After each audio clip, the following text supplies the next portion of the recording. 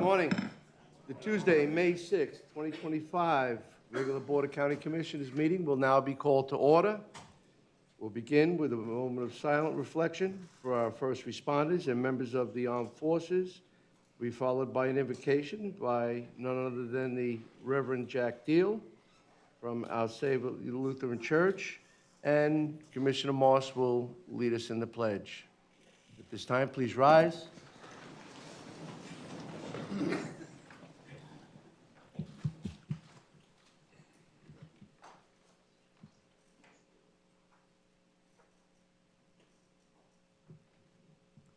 O Creator God, source of all life and all of our blessings, we thank you for this beautiful little corner of your creation, which we call home. We thank you for our leaders here in this place, our county employees, and the gifts that each of them bring to the table. As we face the challenges of a growing community and differing opinions, give to our leaders and to us all wisdom, understanding, and a spirit of cooperation, that our conversation and actions may work together for the greater good of our community, the environment, and all of your people. Amen. Amen. You know, May is National Military Appreciation Month, so I'd like to say a special thank you to all veterans who are present. I saw Fred Jones, and I think Fritz Nunn went by, and of course our county administrator and all other veterans who are joining us today. We honor your sacrifice by reciting the pledge. I pledge Allegiance to the flag of the United States of America and to the republic for which it stands, one nation, under God, indivisible, with liberty and justice for all.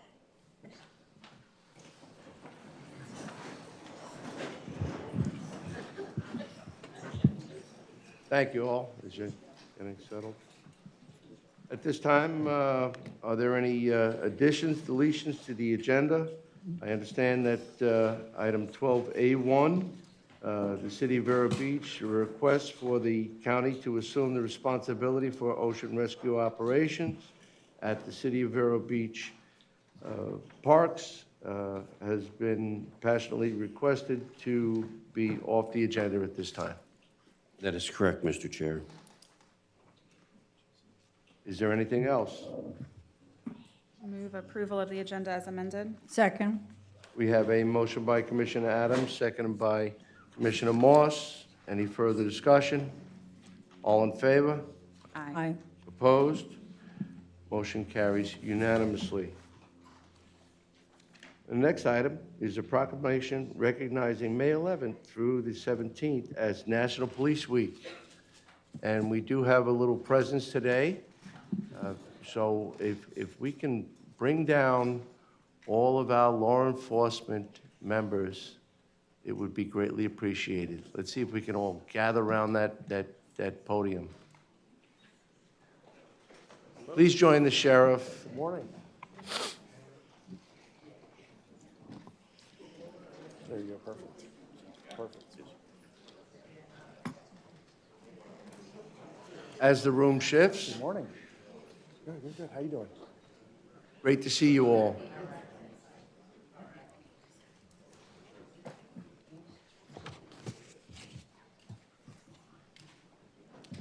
Each year, we present a proclamation as this is National Police Week.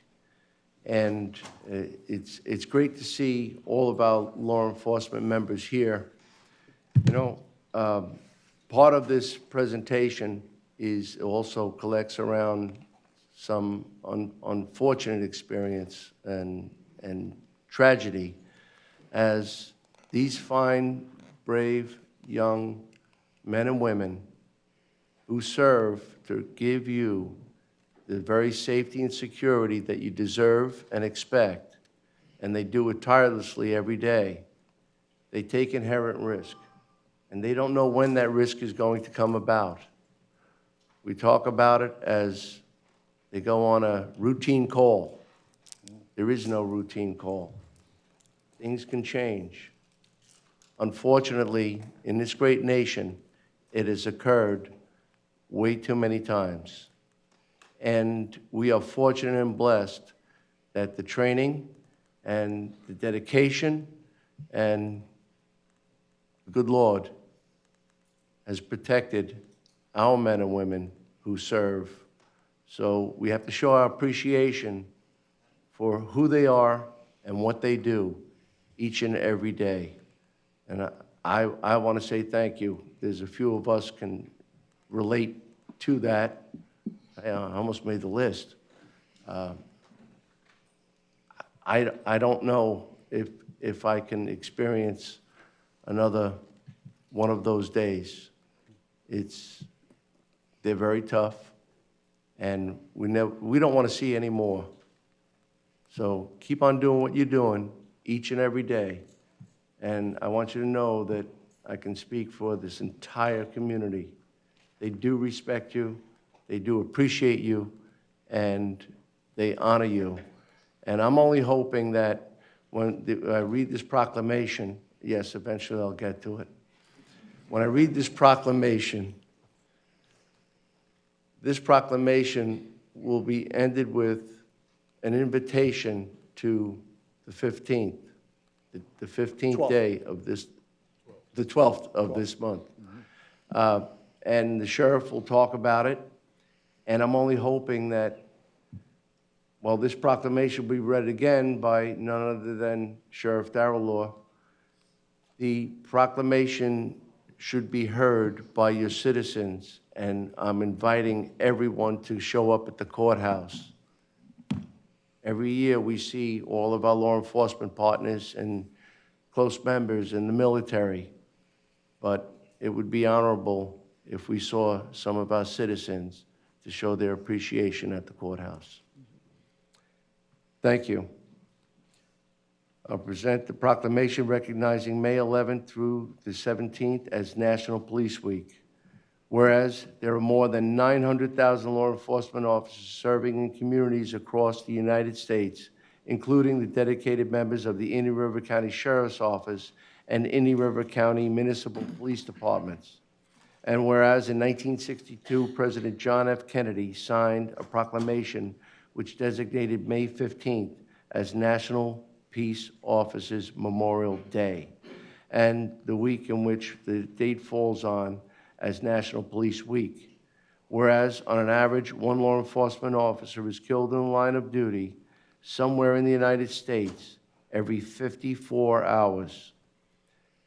Since the first known line of duty death in 1791, more than 26,000 U.S. law enforcement officers have made the ultimate sacrifice. Whereas, over the past decade, in 2014 to 2024, the average annual number of officer fatalities has been 163 in 2024, 165 law enforcement officers died in the line of duty. Additionally, 21 canines died in the line of duty as well. Whereas the National Law Enforcement Officers Memorial Fund honors members, those who recently fallen, and the law enforcement officers who have paid the ultimate sacrifice and given their lives to protect and serve. Now therefore be it proclaimed by the Board of County Commissioners of Indian River County, Florida, that May 11 through 17, 2025 is recognized as National Police Week in honor of the service of the law enforcement officers in the community and the communities across the nation. And May 15th is recognized as Peace Officers Memorial Day in honor of the fallen officers and their families, and the U.S. flags shall be flown at half-staff. Duly adopted this 6th day of May, 2025, and this is signed by all 5 county commissioners. Thank you. Sheriff. Good morning. Thank you for taking time out of your agenda to recognize the brave men and women of our team. As you mentioned, Monday, May 12th, is our ceremony at 10 a.m. on the steps of the courthouse. Confident that all of you guys will be there. And as you said, it'd be nice to have some folks from the public join us as well. It's free. It's open to the public. We close down the road right there in front of the courthouse. We honor fallen law enforcement. And it would be a great thing if we ran out of seats, if we ran out of standing room, if we had our community coming out to join us for that. So thank you for taking time to pause to recognize our folks, and I hope the community will do the same on the 12th. Thank you, guys.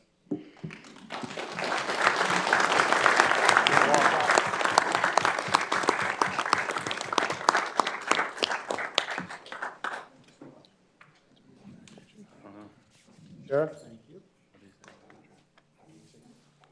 Are you gonna, yeah. This is. And run the gauntlet. Brother? How are you? Good to see you. Oh, are we not shaking hands over there? What else is doing? Thank you. You don't get one from Miranda. She's here. Thank you. No, a handshake from Miranda. What's going on, Andy? What's on, sir? So much. Good to see you. Hey, good to see you. Gauntlet. You're gonna run out of space. One more. I don't know how. I'm gonna get one more. Good morning. Remember that? Dave Bailey here. Wanted. I think we're running out of space. 10 years ago, gee. Yes. Yeah, well, but that's all right. They could say, if they happen to be here, leave them here and. Yeah. Some are gonna have to sit in chairs in the front and turn around. You can see them. Oh, they just. Come back here behind us. Yeah, that's true. Time for a forward pass. Take one pic.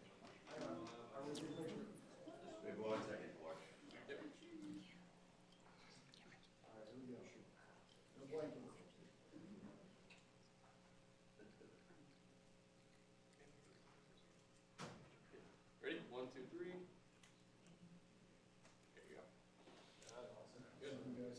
Fabulous. Thank you, guys.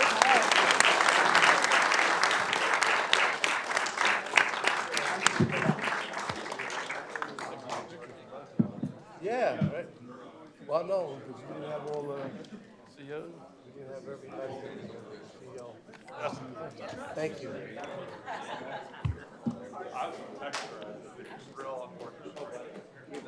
Sheriff, so you can make sure the COs are here? Yeah. You got correction guys here? You gonna roll them back again? Corrections, hang tight. Hold on to the corrections, people. No, we do the second.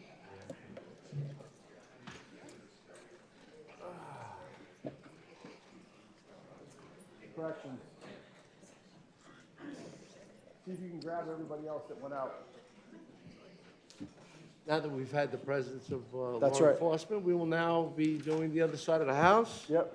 And that'll be a presentation, proclamation recognizing May 4th through the 10th as National Correctional Officers and Employees Week. And we will have the honor of having Commissioner Joe Ehrman present that one. Thank you, Mr. Chairman. Thank you, everyone. Much smaller group, but no less of an important group, that's for sure. So, first of all, I want to say thank you for all y'all do. It's much appreciated, and it's not to go unrecognized as we're going to recognize it today. But keep up with the good work and do what you're doing. Again, much appreciated. This is a proclamation recognizing May 4th through the 10th, 2025 as National Correctional Officers and Employees Week. Whereas in 1984, President Ronald Reagan signed Proclamation 5187, creating National Correctional Officers Week. In 1996, the United States Senate officially changed the name to National Correctional Officers and Employees Week. The first full week of May honors the work of correctional officers and correctional personnel nationwide.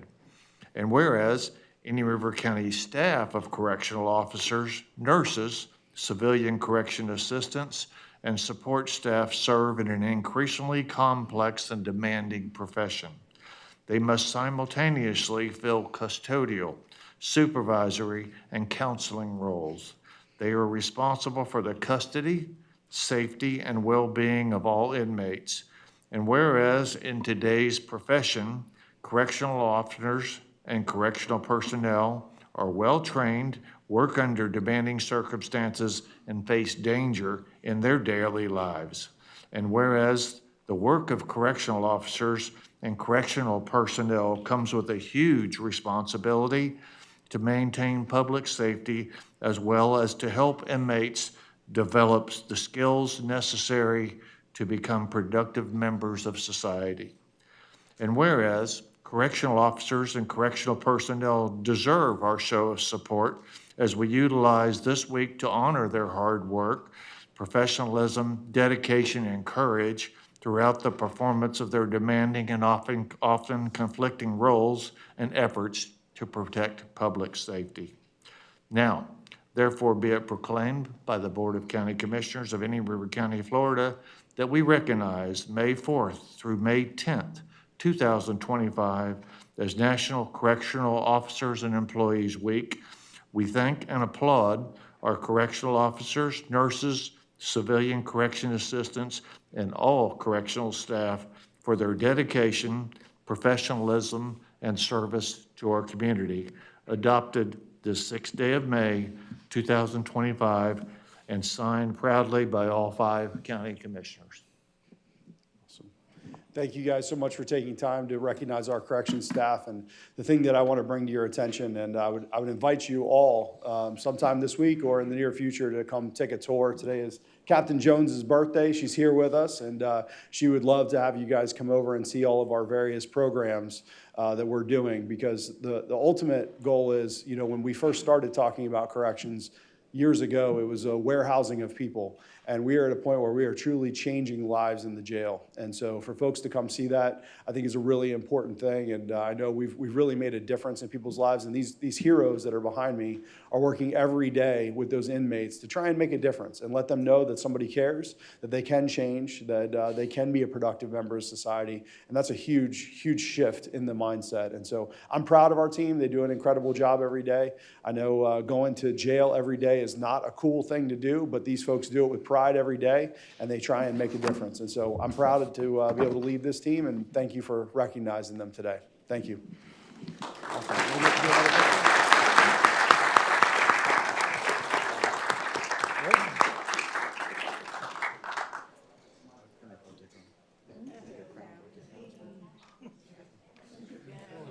Thank you. Thank you. Thank you. Thank you. Thank you.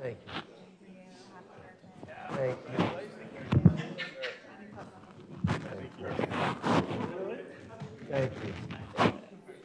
Thank you. How are you? Thank you. You're gonna have to go this way.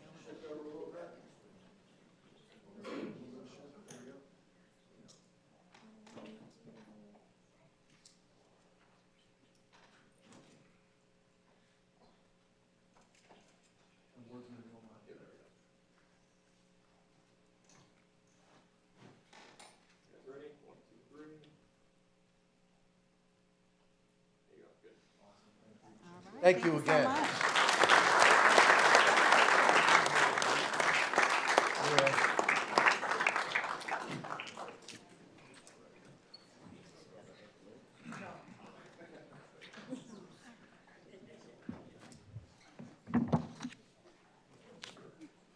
they'll be going back to work. We're still all safe. Sure are. Just a little different presence. The next item is a presentation proclamation designated May the 4th through the 10th in 2025 as Public Service Recognition Week. Public Service Recognition Week. Ladies and gentlemen, this fine county has many individuals who serve in various capacities all the experiences that you have, whether it's over the phone or witnessing someone putting in a piece of equipment, repairing, working, doing things that, well, yes, they get paid to do it, but things that you might not want to have to do. I'm sure you've all have seen some of our county employees working and giving up their time, being separated from their family, and doing very arduous activities, you know, when it's like 97 degrees out and they're out there, or during time when we have an event like a hurricane. But then day to day, they tirelessly serve the community, and we want to say thank you. We want to appreciate them. And all of our constitutional offices have employees that are committed to ensure that we have what we have in Indian River County. From top to bottom, we want to say thank you. I'll present this proclamation, which is the Public Service Proclamation Recognition Week, whereas public employees at the federal, state, and local levels conduct the public's business and perform essential services. And whereas public employees improve the quality of life through their efforts and in many fields, including the education, emergency management, public safety, transportation, natural resources, healthcare, and national defense. Whereas public employees dedicate themselves to the continuous improvements of the quality of life of Floridians, and many include military personnel, police officers, firefighters, healthcare practitioners, and others that risk their lives every day in public service. Whereas the efficiency and effectiveness of the government depends upon public employees ensuring that the government services are accessible and responsive to the diverse needs of residents. And whereas Indian River County Board of County Commissioners recognizes the dedication, the talents, the contributions made by the public employees working at all levels of government. And whereas Indian River County Board of County Commissioners appreciates the dedicated talents and contributions of county employees who lead by example, and their achievements are focusing on the highest standards of customer service. Now therefore be it proclaimed by the Board of County Commissioners of Indian River County, Florida, that week of May 4th through the 10th, 2025, be observed as Public Service Recognition Week. And we encourage all Indian River County residents to recognize the men and women who serve in all levels of government for the betterment of this great county, the state, and the nation. Duly adopted this 6th day of May 2025 and signed by all 5 county commissioners. If you'll notice, there's no one at the podium. This is a rare time where this is a general proclamation. So at this time, I would like to invite all of our public service employees to come up here so we can have an acceptance. Thank you. Please come forward. You took the time to be here. And I would like the public to see their public service individuals.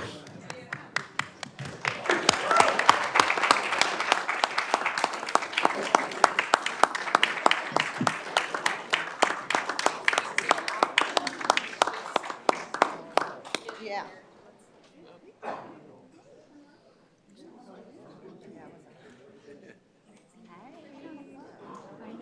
Good morning, Tina. Good morning. How are you guys? Yeah, I'll cover up my face. I did. I have my tape measures on just for Public Works Week. I need like a backhoe earring, a front end loader earring. You know, like to commit. This is the closest I have.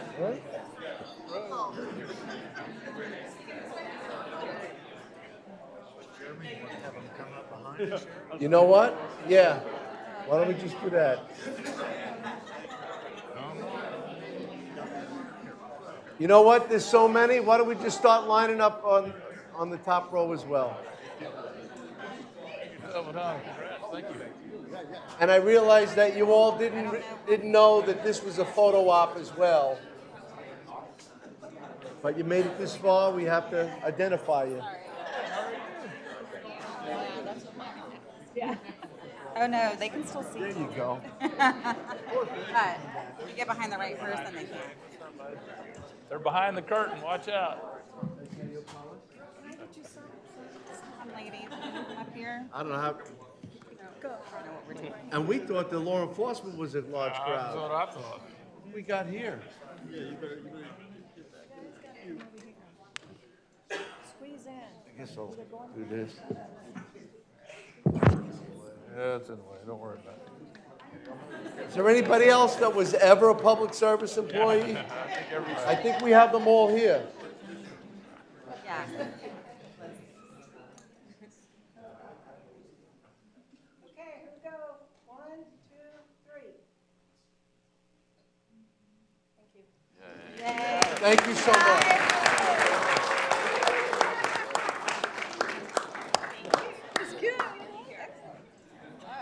I love it here. Are you kidding? We're having the best time. The view? You like the view? No, I meant here at the county.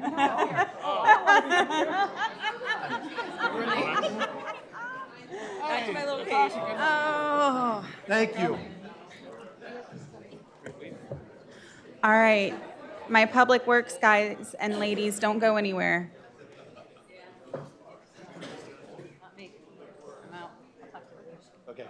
We're hearing the Public Works team is sticking around.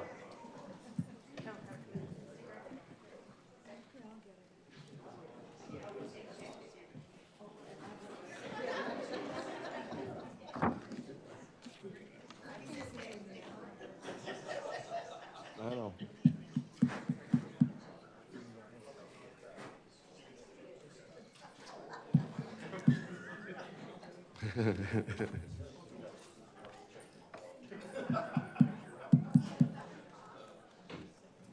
The room has settled down, and we'll move on to item 5D, which is a presentation proclamation designating May 18th through the 24th as National Public Works Week.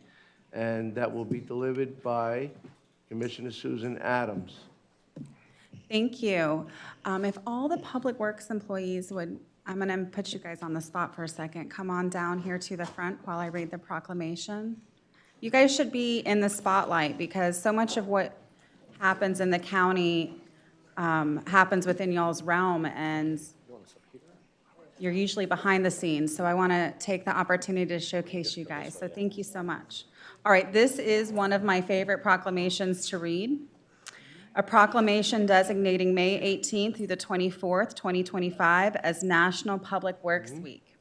Whereas public works professionals focus on infrastructure, facilities, and services that are of vital importance to sustainable and resilient communities and to public health, high quality of life, and well-being of the people of Indian River County. And whereas these infrastructures, facilities, and services could not be provided without the dedicated efforts of public works professionals who are engineers, managers, and employees at all levels of government and the private sector, who are responsible for rebuilding, improving, and protecting our nation's transportation, water supply, water treatment, and solid waste systems, public buildings, and other structures and facilities essential for our citizens. And whereas it is in the public interest for the citizens, civic leaders, and children of Indian River County to gain knowledge of and maintain an ongoing interest and understanding of the importance of public works and public works programs in their respective communities. And whereas the year 2025 marks the 65th Annual National Public Works Week, sponsored by the American Public Works Association, Canadian Public Works Association. Now therefore, be it proclaimed by the Board of County Commissioners of Indian River County, Florida, that the week of May 18th through the 24th, 2025, is hereby designated as National Public Works Week, We encourage all citizens to take this opportunity to increase their awareness and understanding of the essential services provided by our public works professionals. Our public works officials work tirelessly to maintain and improve the infrastructure that supports our daily lives. Their efforts are critical to protecting our national health, safety, and advancing quality of life for all. Adopted this 6th day of May 2025 and signed by all 5 county commissioners. And Addie, I just want to give your department a huge round of applause for everything that they do. They really keep our bones of our community, our infrastructure running and working.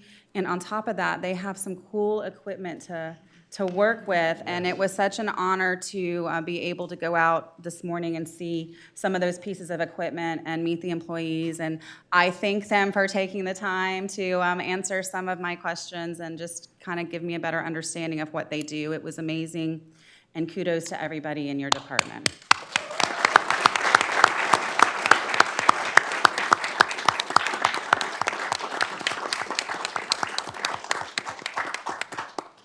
Thank you, Commissioners. It's an honor to be here with such an amazing team of public works professionals, and thank you for recognizing everybody for their hard work.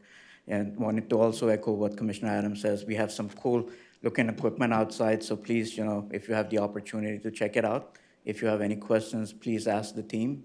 And we appreciate all your support and guidance in getting us some of the new cool gadgets. I also wanted to take this opportunity to introduce a special guest that we have with us. From American Public Works Association, Robert Garland. He's the president-elect. He will do a quick presentation after we're done with the proclamation. Sure. So come on up and let's get a picture with the proclamation. Oh, you guys want it? You're in the middle, so you get to hold it. How about that? Let's y'all. Look at that. You're in the right spot. Opportunity. I heard the collective groan, but it's only one picture, I promise. And yes, it was great to see the equipment, but it's even greater to see the work that gets done by the individuals with that equipment. Oh, yeah. You guys do a great job.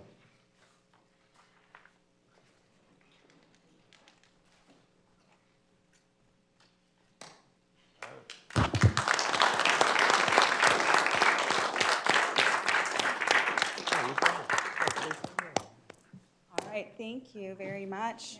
Thank you guys so much for taking the time this morning. It was awesome. Thank Thank you. you. What you do every Of day. course, thank you. Thank you. Thank you. Thank you. I'm going to take you up on coming out to the shop.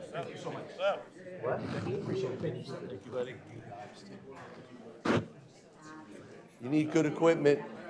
Use it safely. Let Susan drive. Up early this morning. You guys are early birds, early risers. She's gonna get a Class B. Take the rest of the day off. That's it. All right.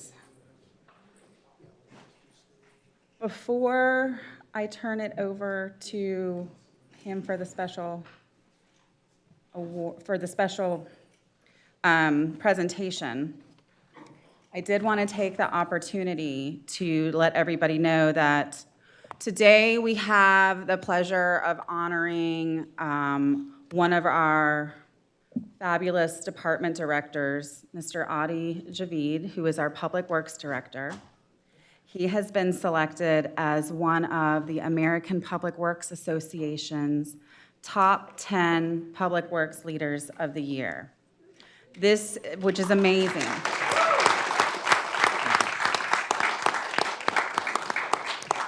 This is an award that is selected from over 30,000 public works professionals nationwide. So he is the top 10 out of 30,000 nationwide individuals, which is fabulous. And he works at Indian River County. I just want to say that this, Adi's only been with us a few short months, 6 months almost, but it has been trial by fire. He started with Hurricane Milton and the unprecedented tornadoes that we had, the blowout of County Road 512. and just working with trying to get resources for the department. So he has done an amazing job. He's been fast and attentive and effective in his response to all those crises. His work ethic and strategic thinking is, I love where the department is going with that longer-term vision of creating a customer service aspect there, which is fabulous. And I think that this award really reflects the impact that you've had in that short time. So on behalf of the Board of County Commissioners and the residents, I just want to express our gratitude for your leadership, service, and commitment to Indian River County. You know, our motto is service through, say it with me. Dedicated to Indian River County through customer service excellence, and I think you embody that, and I really appreciate that. So we're truly lucky to have you on our team, and I did wanted to get those words in before Mr. Robert Garland, who's the president of the American Public Works Association, probably said all those things, and I didn't get to say them so gracefully. So welcome, Mr. Garland, and Audie, thank you so much, and congratulations.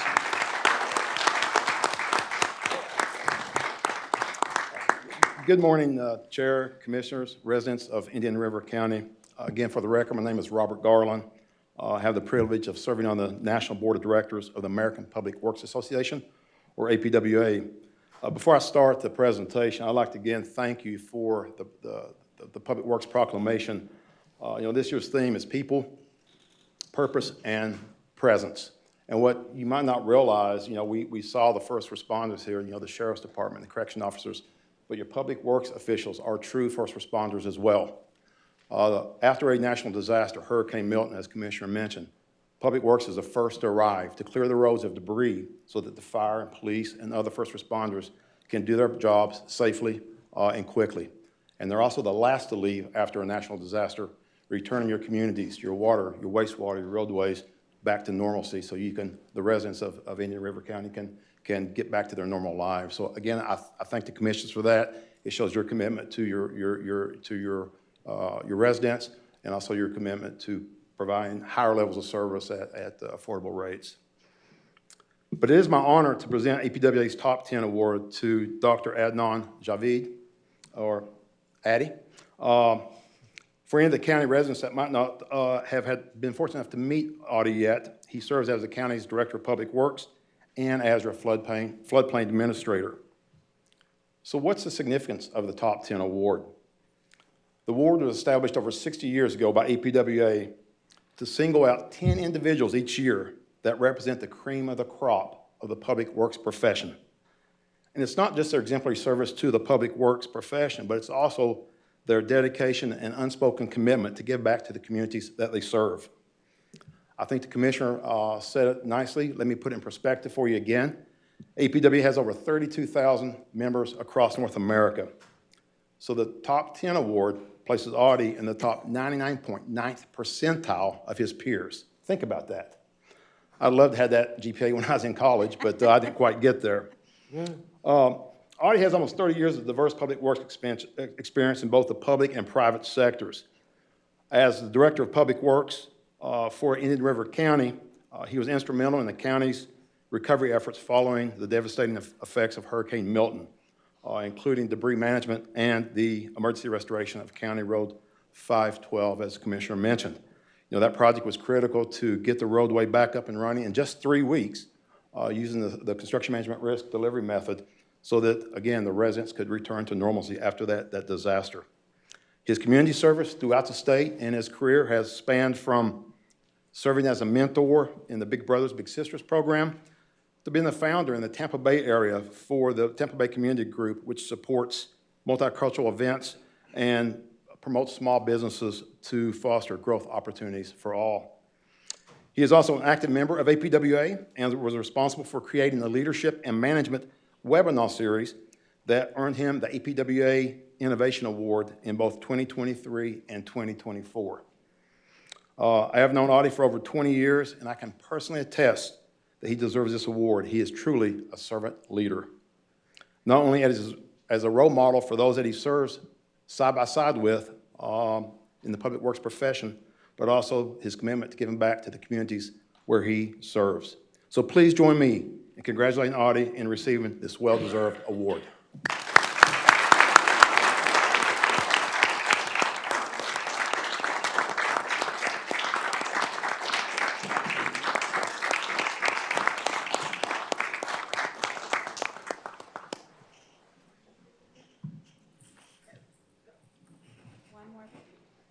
Congratulations. Congratulations.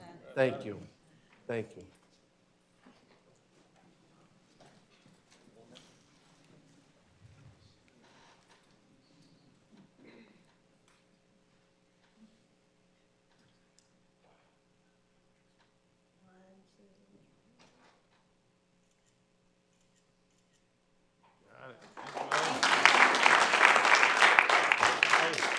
Thank you.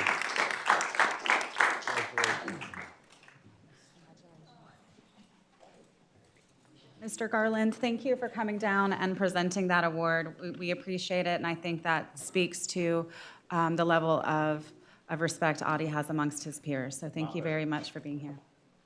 Thank you.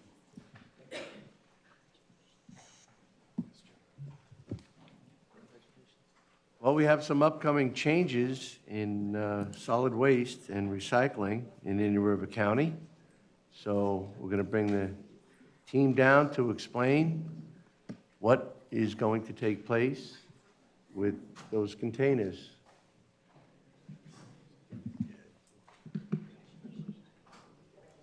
And here's Samachu with the parade of the containers and his dedicated staff.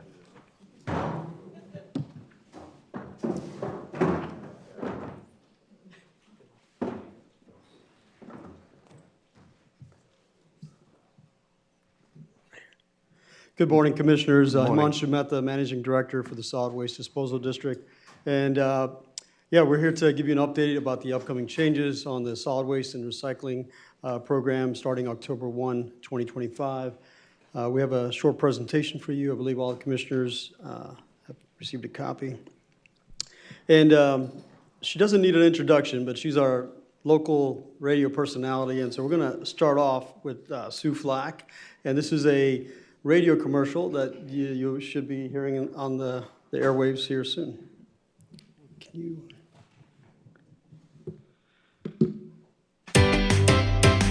Hello, residents of Indian River County. Change is coming. As of October 1st, unincorporated Indian River County is going to universal collection service for trash, recycling, and yard waste. What does that mean for you? WM will be delivering new carts to you soon. Watch the mail for a postcard with more information, or to learn more, visit indianriver.gov or call 772-569-1776. Nice work. That was a replay, instant replay. So, as mentioned, you know, on the radio ad there, postcards are coming, and all residents of Fellsmere, City of Sebastian, Vero Beach, and unincorporated Indian River County residents, they're going to get a postcard. The three municipalities that I mentioned, they're going to just focus on recycling. So all residents in those communities, they're going to get a new recycling cart, as you see here. We're going to touch a little bit later about the new labels that are on the carts. We're going with the standard 65-gallon recycling cart size. So they'll take the old recycling cart and they'll be replaced with a brand-new recycling cart. Residents can start using the new carts right away, the recycling carts right away. In terms of unincorporated Indian River County, the postcard is going to be a little different. And this is kind of what it looks like, because it's going to be just more than the recycling cart. So the recycling carts are going to be picked up and delivered in June and July. The new yard waste cart, the cocoa brown and the orange lid, is going to be delivered in August. Again, we're trying to get ready for October 1. So there's thousands and thousands of carts, I think 50, 60,000 carts, if you will, that will be delivered. So we're starting early to make sure every resident is going to have their carts prior to the start of the program. And so the yard waste cart will be delivered in August. However, we're asking residents not to use them until October 1. We'll see how that works, but that's the idea, is we want to get the tools to them prior to the start of the program. Same thing with the trash cart. Now, this is going to be the new universal program that's going to be implemented. And so every resident of unincorporated Indian River County will be getting a new 95-gallon trash cart, the gray cart right here. And same thing with that. The current subscription residents, they can start using that new cart right away. However, the folks that are not currently subscribing, they will have to wait until October 1 to start using the cart. And again, we're going to let Waste Management manage that the way they do best in terms of who they're picking up and who not they're picking up. But they're going to have a local call center to answer phone calls. I know folks are going to be excited about using these carts, but we're again wanting to get the tools to them prior to the start of the program, October 1. And again, this just highlights the same items I just mentioned. It's going to be a universal curbside collection program, predominantly single-family homes within unincorporated Indian River County, duplexes, triplexes, quadplexes. Again, they're going to be incorporated into this program. The fees will be on their new tax bill. It'll be part of the non-ad valorem assessment. So when they get the new tax bill in November, it'll include a separate collection cost. The monthly cost from Waste Management for solid waste, yard waste, and bulk waste is about $14.02 a month. When we add the additional fees from the tax collector, property appraiser, we're looking at about an annual number, about $182 a year is what we're looking at right now. And again, residents are going to receive once a week collection service for trash, recycling, and yard waste, and up to 4 items for bulk trash items. And all of those services are going to be on the same day. So they'll put out all of their carts, all of their materials on the same day. Yes, it'll be a busy day in the community for that particular area, but once they're done, the rest of the 6 days will be nice and quiet. One of the key things about these carts is again, they're going to get delivered the standard size. So recycling is going to be 65 gallons. The garbage trash cart is going to be 95 gallon as well. Those 2 carts do have an option of being changed out to in this case, smaller size for the trash cart. They can go down all the way to 35 gallon or 65 gallon. On the recycling cart, because we're delivering the mid-size, they can go up to a 95 gallon or down to a 35 gallon. We're asking residents, starting October 1 to try them for 30 days. And then January 2nd, 2026, they can call Waste Management and swap out and request a smaller or bigger cart size. The yard waste cart, 95-gallon trash cart, yard waste cart, does not have other sizes. So we went with the largest cart, recognizing that residents may from time to time have a lot of yard waste. So that is the size that we're going with. The yard trash cart will have a brochure. It's going to have a lot more information than what I'm presenting today. It's going to have a lot of frequently asked questions in there. So again, residents will have information related to the program in more detail coming soon. Regarding the carts and the new labels, I'm going to have Sue just touch a little bit on that. So for the last 5 years or so, we've had the opportunity of working with Recycle Across America, which is a wonderful nonprofit. And our goal was to get universal labeling similar to a stop sign, so that when you see this label, just like you see a stop sign anywhere in the world, you know to stop. You'll know exactly what these labels mean. So we've worked really hard to create these in a simplified version, but also have the QR codes on the labels so that residents can definitely click and get more information from our website, which will be going live shortly. And we have 3 of them. We have one for the mixed recycling, one for the yard waste, as you can see, and one for our trash. So we're very proud of these labels. We'll find them throughout the county. And the brochure that I mentioned is going to have this map.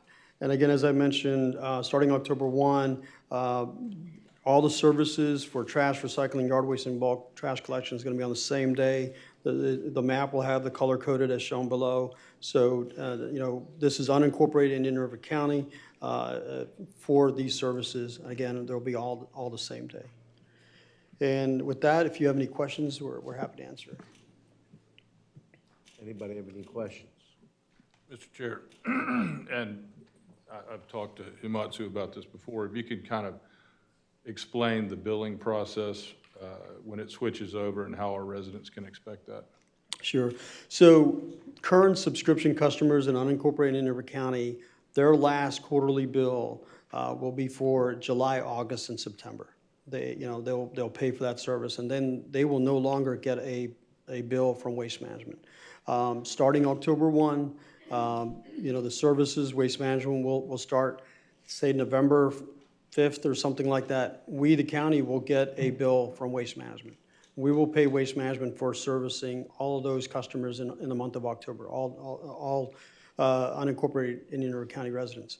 And it will take until the November tax bill so we're going to sort of pre-fund and prepay for the services, but starting November's tax bill, all of those single-family residents will have included in their tax bill approximately $182. There'll be a separate line item just for them for the trash, yard waste, bulk waste services on a weekly basis. There's a lot of residents that have moved in since January 1, 2025 that have gotten new COs. So we're going to be working directly with the tax collector on those folks, because the way the property appraiser works and the program works, folks that have gotten a CO by January 1, 2025, those are going to be receiving the tax bill with the new rate on it. We're going to work separately with the tax collector for all the new COs, and we'll have a standard program that anytime a new home gets CO'd, we'll be collecting those fees up front from the residents for those collection services. Thank you. And we plan, Commissioners, and we welcome if you'd like us to come out to any of your public meetings, but we're planning to go out to a lot of the HOAs and start sharing this information, bring the cards to our community just to kind of get the word out. I know there's going to be, a lot of questions about this new program, and again, we want to start with the postcards, start with the radio commercials, and again, get out there as much as we can and get our residents ready for, I believe, to be an exciting program for our community. That's it. Thank you so much. Thank you.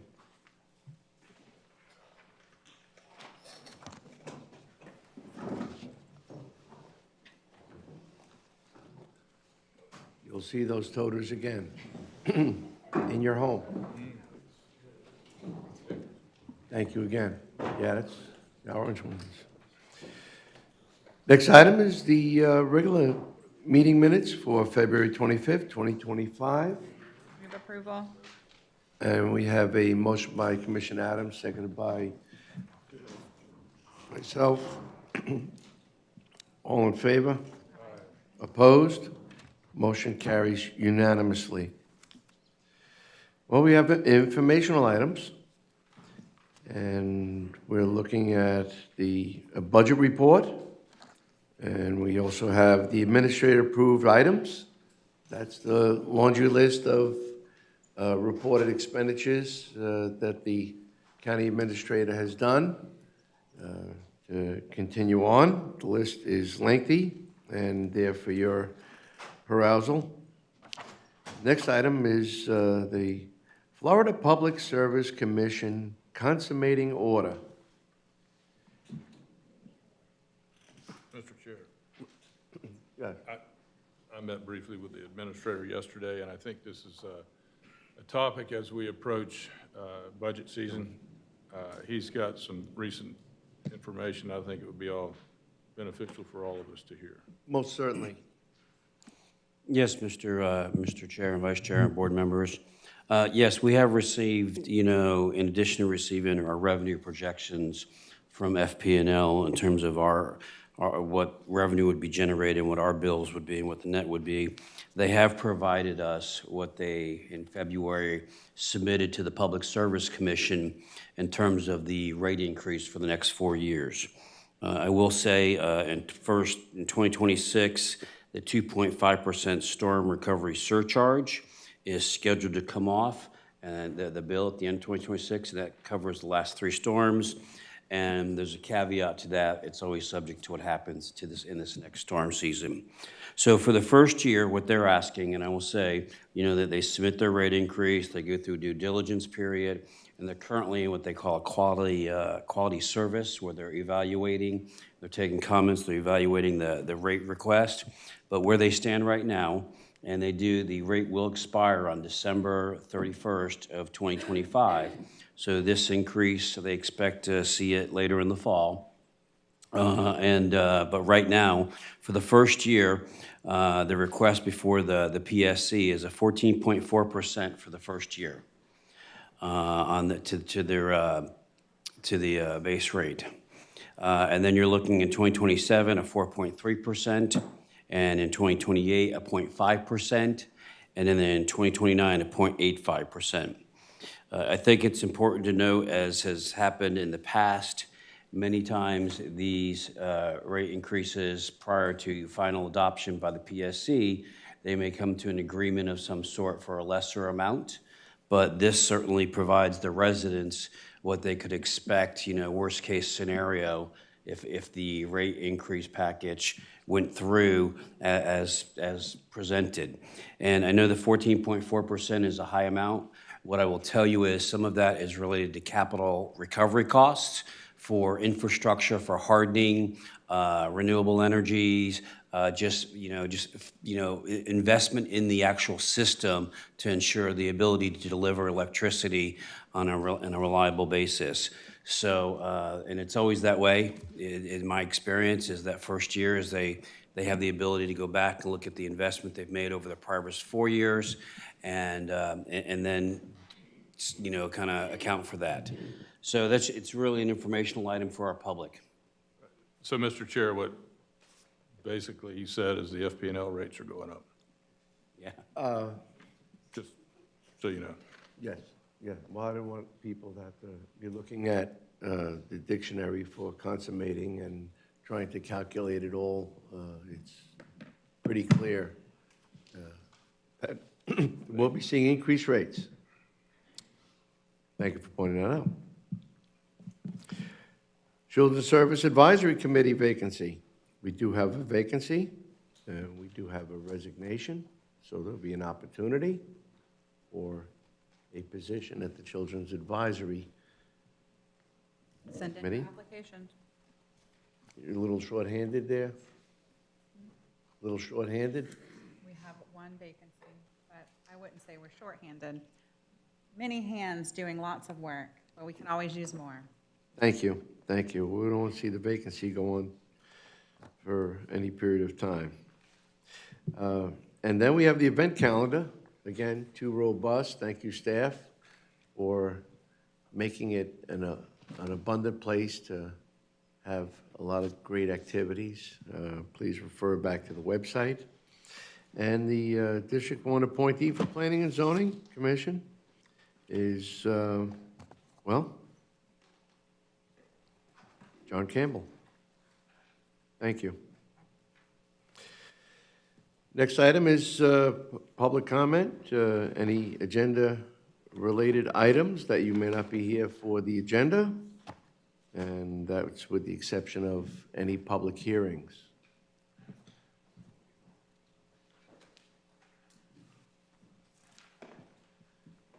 Well, it's easy to tie in when I go say to the the Police and Department of Corrections. Please state your name and address for the record. Brent Wallenberg, 13855 99th Street, Fellsmere. Well, police get like 10 times more calls from low-income poverty areas. And my dad had a saying, "You're innocent until you're broke." I read in the paper yesterday here in Vero, a 70-year-old lady was going to spend 10 years in prison for embezzling $700,000 from a Catholic church.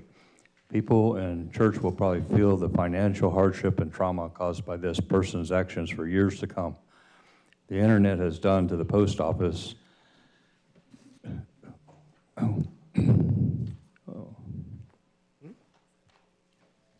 what the internet has done to the media, what it did to the post office. I am sure the post office downsized to cope with people not paying to send letters anymore. The media has obviously made a pact with the devil and teamed up with the politicians, this is nationwide, to fraudulently swindle taxpayers' hard-earned money, creating what President calls fake news. All bases are covered in this new economic warfare where AI technology is used to sway public opinion. Sir? I don't mean to interrupt, but do you have anything regarding the Yeah, agenda? this is about poverty and crime and how people end up in the Department of Corrections. Outreach, thank you. Like you're innocent until you're broke. I don't have time for the, sorry, but the Public Works.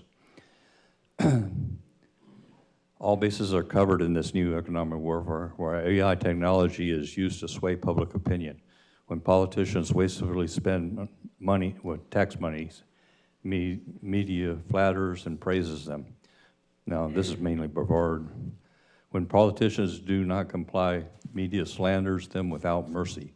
After putting shells and calcium sand on Shore Lagoon, massive algae bloom in Brevard and Stewart, I compiled enough evidence to prove without a doubt that the shell was removed around 1900 for railroad and US 1 roadbed. I went to the Florida Today paper and handed them my Fixing Lagoon paper. After reading the first line, they handed it back and said, we can't print that. The first line read, Ronald Reagan said the closest thing to eternal life on earth is a government-funded project, putting sand on the beaches, putting catch basins and people's storm drains to catch clippings, dredging muck and planting oysters, clams, etc. are 4 government projects that will go on forever unless people understand how the lagoons function for thousands of years. Now, the lagoon can bring money, it can feed everybody. It has a lot to do with poverty. The year was 2016. After many tries with media, I went to the newly elected state representative, Randy Fine. After reading my Fixing the Lagoon paper and showing an album of evidence, he looked so pissed his eye was twitching. This man has since swindled billions of dollars, and he's not the only one, on bogus Fixing the Lagoon projects. Media recently got their cut by constantly putting him on TV to say, Sir, thank you. okay, I know you Thank don't you. want to hear it, but this is, Sir, I want to thank you. okay. Have a good day. I hope you will welcome criticism on how taxpayers' money and make this a financially secure county. We appreciate you. Thank you. All right, well, now we'll move right along to the consent agenda. Is there anything that anybody wishes to pull for consideration and discussion? Mr. Chair. I'd like to pull 9I, 9I Indigo.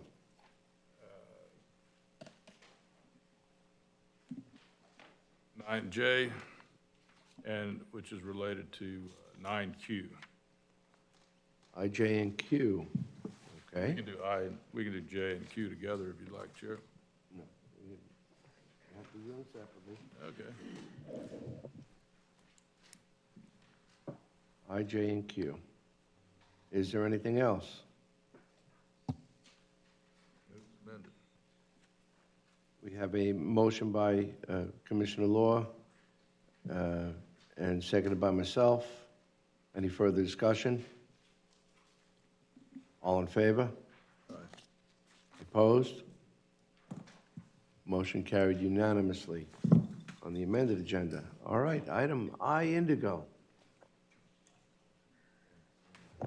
Mr. Chair, I was just curious, this is the first time this contract has come before me, and I was just curious about the roles and responsibilities of the medical director, and maybe the public would like to know as well, and how we came to the decision of selecting this particular vendor. Good morning, Commissioners. David Morning, Johnson, Emergency Chief. Services Director for Indian River County. This process went through the county-required RFP process. It was sent out for bids, so to speak. We received 3 returns, and they went through a process. We selected a 5-member committee to look over all the bids. And after the completion of the process, this company happened to come out ahead of everyone else. Okay, so the price was only 25% of the process? Correct. Okay, and your team is satisfied with the selection? Yes, during the whole process, it was very close, but at the last part of the process, we brought them in for presentations, and this company just blew everyone else out of the water. They were a unanimous vote at the end. So They're going to provide a lot of services for us we currently do not get, and that we really need with the expansion of our services and the county itself. So it is going to be we're moving light speeds ahead of where we are currently with this new company. Yes, sir. With, sir, if I may, with one of the advantages being 24-hour access to physician response. 24/7 access to a doctor, not to a nurse, not to a physician assistant, but to a doctor itself. Great, And our crews in the field can dial a 800 number and talk to a physician at any time. Thank you. Mr. Chair, motion approved. Second. We have a motion by Vice Chairman Law, seconded by myself. Any further discussion? All in favor? Aye. Opposed? Thank you. Thank you for the explanation. Motion carried unanimously. Mr. Chair, on Item J, Juliet? 9J. Yeah. Yes, sir. Thank you, Mr. Chair. I've got no problem with the mowing contract. We see these contracts frequently, so to speak. The one question tied with item Q, which we'll get to in a moment, is about our strategic plan with respect to Oslo 510 and 512 ultimately becoming state roads. And the timetable on that, when we are fixing to approve a mowing contract for Oslo median paving, I was just curious how we're going to handle that, when and if this fiscal becomes a state road and we have a contract to mow county roads. Good morning, Commissioners. Ari Javed, Public Works Director. So right now, working with DOT on some of those contracts as we exchange hands. So as soon as we have those agreements, we will be bringing that back to the Commission for approval for 510 and 512, sir. And Oslo. And Oslo, yes. Mhm. Okay, and I presume we can modify the contracts if we have to, Ms. Prada. We can certainly do that thing if needs to be. Okay. Good morning, Commissioner. Susan Prado, Deputy County Attorney. I also have reviewed the contracts for the FDOT transfer as well as these contracts. I can tell you that under the FDOT transfer contracts, it actually requires us to continue the mowing and the maintenance. So while they are taking over the paving obligations, they are requiring us to continue the maintenance of the mowing and that sort of items in their contracts. So this would not in any way the fact that these are getting renewed now would benefit us once FDOT takes over those roads as far as paving.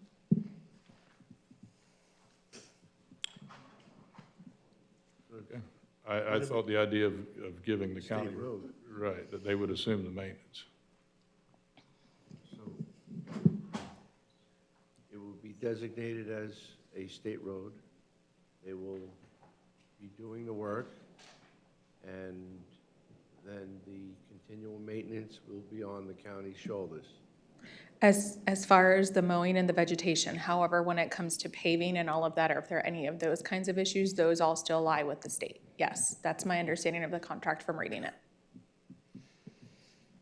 And then any alteration, not related to the mowing and maintenance, but if there was any change in traffic lighting or any other infrastructure, that would be on FDOTs. That has nothing to do with this. Yes, sir, that would be FDOT. So basically, we're going to maintain the landscaping. That's it, sir. That's standard? Yes. Okay. I wouldn't say it's standard. If you think about State Road 9, which is I-95, the county certainly is mowing those medians, and it's a state road. So, And was this an ask of FDOT? Did we volunteer? We did not volunteer, sir, I can tell you. It's not customary. I reviewed the contract from FDOT, and that language was in there, and I did ask about it when we had a meeting, and that seems to be customary, that language is in there. So they're happy to take over the road paving, if you will, and some of the lights and stuff. I just think they from my understanding, from what I've seen, it looks like it's easier for us to do the landscaping portion of it, as the landscape crews might be a little closer here versus, I don't know what they do for the state and their stuff. But that is what they were proposing. Yes, sir.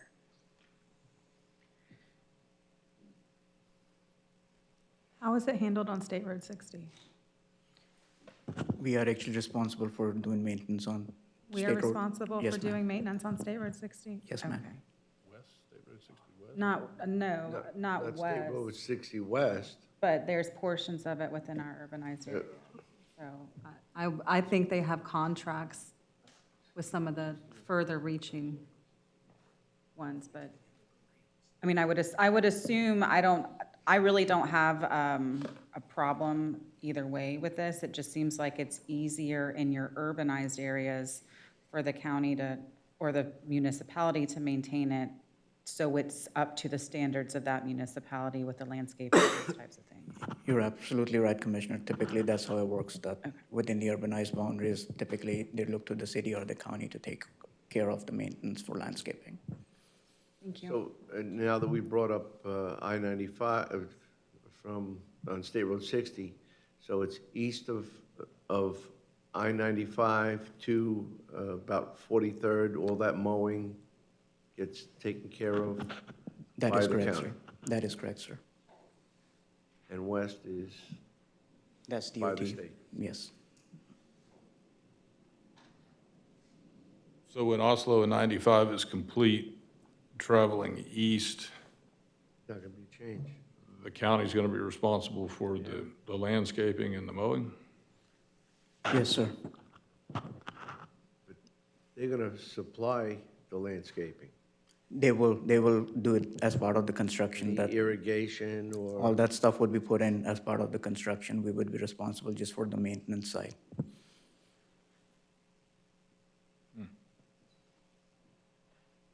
Okay. Mr. Chair, I move on item J. Any further discussion? All in favor? Opposed? Motion carried unanimously. Mr. Chair, on item Q, I will move that with the understanding and the request that as we get closer to the 95 and Oslo project, that we continue to monitor that particular aspect of it. We've seen some renditions of what we think that center median may look like, and I'm not so sure that the county is in a position to maintain that on a state road, once it becomes a state road. But with that, I'll move approval. Second. Any further discussion? All in favor? Opposed? You all have microphones. Motion carries unanimously. With that, we're going to take a brief recess. Thank you.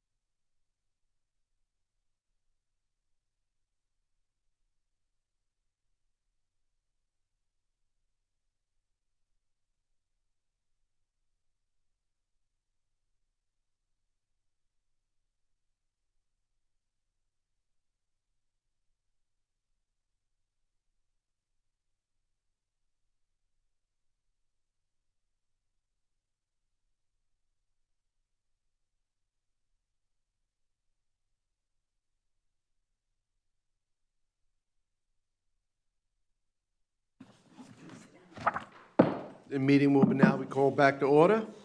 Again, item 12A1 was removed from the county administrative matters. We'll move on to 12B1, which is the revised salary increase for the medical examiner for District 19. County Administrator. Mr. Chair, members of the board, if you recall, at the April 8th meeting, the board voted not to approve the request for $495,000 or $127,854 increase to the medical examiner's salary. Subsequent to that meeting, the four counties, our partner counties, met. Specifically, it was like the chair, myself, St. Lucie County, their chair and administrator, Martin County, their administrator, their commission representing couldn't meet. Okeechobee County, a member of their chair, their board, and the administrator met on April 25th. And there was a discussion, concerning, the salary request and where we were. And the first part of the meeting involved a meeting just among the parties and discussing the concerns, specifically those by our partners that were expressed was the loss of Dr. Aronica would affect the level of service, and the concern about the timing of trying to find a replacement. Not adverse to finding a replacement if it didn't work out, but they certainly wanted to, try to retain Dr. Aronica. And her current salary is $367,000. During the discussion, once Dr. Aronica joined the meeting, she presented some information noting her tenure. During her tenure, how she eliminated backlogs of cases. The medical examiner's office has become accredited. The office had applied with their staff and received over $380,000 in grants to offset capital requests, by purchasing vehicles and a new electronic record database and funding a part-time employee. And she noted it really came down to her 23 years of experience and being triple board certified. I think it was mentioned she was one of theirs. There's like 500 or so in the country, and she felt that she wanted to be reasonably fairly compensated based on her experience and what she's done. In comparison, yes, she has reviewed some and learned of some of the salaries that some of her colleagues are making and felt that, some, and I think one in particular was she had a third of the amount of experience, but was making more. So she felt it was appropriate to make the request. It went through St. Lucie County, as we know. The initial request was to be compensated at $515,000. That was reduced to $495,000, presented to this board twice. The last time was where it was a separate agenda item. So following that, the Okeechobee, Martin counties voted unanimously to approve the request. The St. Lucie County is yet to vote, and on April 8th, our board voted to not approve the request. We'll note that the contract or the interlocal agreement does require a consensus, or actually all four parties to consent in order to amend the budget, and that's what would be happening because the effective date proposed is June 1st. So there was consensus among the four county representatives to offer Dr. Aronica a salary of $460,000, which represents $92,800. That's incorrect. No, I didn't say unanimous. I said consensus. There was consensus by all the parties. When you mention all, that includes all four, and that was not a consensus. So consensus among the four county representatives to offer Dr. Aronica the salary of $460,000, which represents a $92,857 increase. As it relates to Indian River County for this upcoming fiscal year, it would amount to $22,100, our share. We're about 23.8%. Actually, we have about 25%, but next year, based on the number of autopsies in the population, it'll go down to where we cover 23.8% of those expenses for the medical examiner.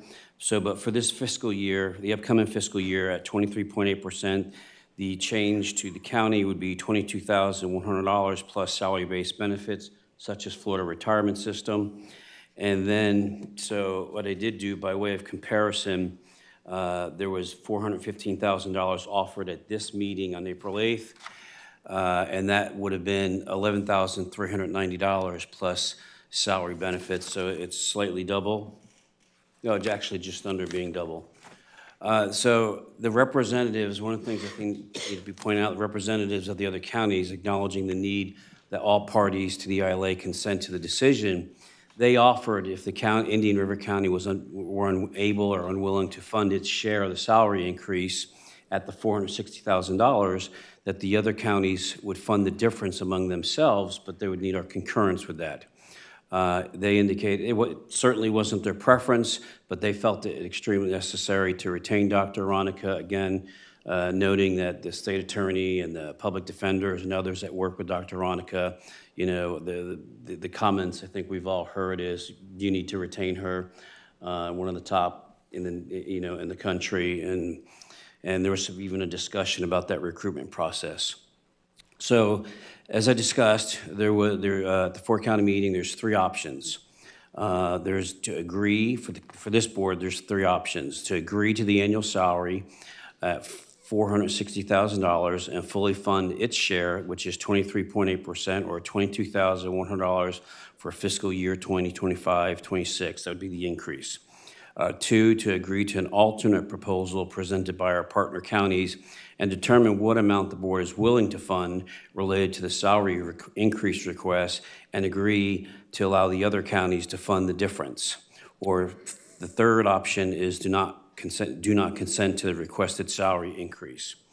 As I did last time, I did recommend the increase previously. I think for the same reasons that were cited at the meeting, yes, experience is one issue, but I think the potential for a reduction in level of service by losing a medical examiner and having a chief deputy and 2 associates, and we would lose that. 2, we would also potentially be looking at a search that could take, I think they estimated 6 to 9 months. It was talked about in the meeting. Could be sooner. But the other, the overriding thing that I think of is now that she's gone out and looked and found out what the market's paying in other markets in areas just within our state, that's going to set a benchmark for what a new medical examiner would cost, and we may end up, arguably may end up, getting somebody not as qualified but seeking a salary commensurate, to what others are being paid throughout the state. So for the current fiscal year, just to review, we are responsible for 25.27%. So if you were to approve the request for the current fiscal year, we would process the next budget amendment. It would be $7,822, which is salary only. It would also, again, there's the request, the salary-based benefits would be calculated, and that's based on the June 1st, 2025 date. So staff recommendation or administrator's recommendation is to review, consider the information contained in this agenda item, and I recommend supporting the requested increase to annual to $460,000 annually, and that would be, the county would be responsible for 23.8% of that. I'll return to the board and chair for questions and comments. Thank you, County Administrator. As you pointed out, we did have a meeting, and during that meeting, we did speak from different jurisdictions involved. There was some statements made by the doctor. Dr. Aronica is most certainly well qualified, admired. She's doing a great job. But a lot came out as far as the philosophical value of what was transpired, how this thing rolled out, and in the comparison of salary and a self-imposed increase, At this point, a $460,000 still represents about a 23% increase, which, again, is a little bit to digest, knowing that in the future years, there'll be continual increases. We'll be up to that $500,000 that she so desired from the very beginning. We mentioned about triple certification. That's the same triple certification that she had when she was hired for $367,000, correct?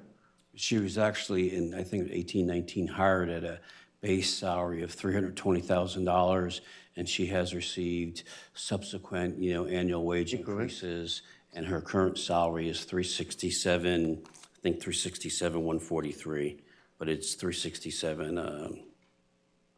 But the accolades were presented to justify the increase in salary, and I think I heard from Dr. Aronica that if she did not receive the 460, she would be taking a different position somewhere else. Again, I made the analogy when we had first reviewed this that, when you look at price comparing when we're purchasing something, again, it's not an occupation, but when you're doing that, you approach someone and say, well, I can get it cheaper elsewhere. Well, you have two choices. Either go get it cheaper, or we'll try to match it, but we have to see the manager. And that's a step that didn't take place here. We did not have a discussion. And St. Lucie Representative George most certainly explained in the form of an apology that we didn't roll it out in that way. He said this was fast-moving. She had a salary review, and she said she wanted $500,000. And he didn't know what to do. He said, oh, by the way, I'm going to submit my resignation. Wow. Okay. Just think about it for a minute, the responsibility that we have to our taxpayers who are working, paying their taxes, and then we're supporting someone who works for the greater good is also insisting that they get paid far more than they were getting paid. It sounds like a small increment because you break it down, it's our share. It's ironic that the county with the smallest share said, I guess we'll have to make up the difference. That was a verbal statement. That's not, that was made at the meeting. That's not something that was approved by their commissions or collectively. In addition, the statement that they would step up to the plate indicated that they understood that, again, two counties had voted yes, the ones with the smallest share, smaller share, and we had voted no unanimously, not in consensus. And then we had another, I asked if St. Lucie had put this on the agenda or had approved it, and they said no. Ironically, this all started in St. Lucie, being the manager of the office, correct? And if that's the case, I found it ironic that how this was moving about when navigating. So we had a second meeting, and we met, and it appeared that it was just a formality just to identify the baseline number, that it's either I get paid or I leave. That's what I got out of it. And I felt a little awkward about it, and I said, well, we can't commit. We have to have it's a board decision. And I reminded everyone that our board unanimously rejected the first request. Was that accurate? Yes, and it is, and I just would add, if you recall in that meeting, Dr. Aronica indicated her preference was $475,000, but she would accept $460,000. Then the other thing I would add is Okeechobee and Martin unanimously approved their salaries at the overall package at $495,000. That's why I think their administrators and the commission member felt that they would be okay with going to sell, that they would cover the difference because they don't want to lose Dr. Aronica. And once again, I thought it was ironic that I heard from one of the other jurisdictions that, I don't know how we're going to do it. And then it's the same jurisdiction that said, we'll step up to the plate and we'll make up the difference if Indian River can't.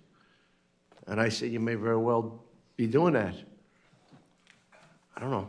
We have 5 county commissioners. And again, the medical examiner works for all 4 counties. I don't believe that we could talk about accreditation. We could talk about putting the medical examiner into a brand-new facility that, again, after all the change orders, I'm sure we'll be hitting the $30 million mark. I believe it's state-of-the-art location. The doc differs because we don't have a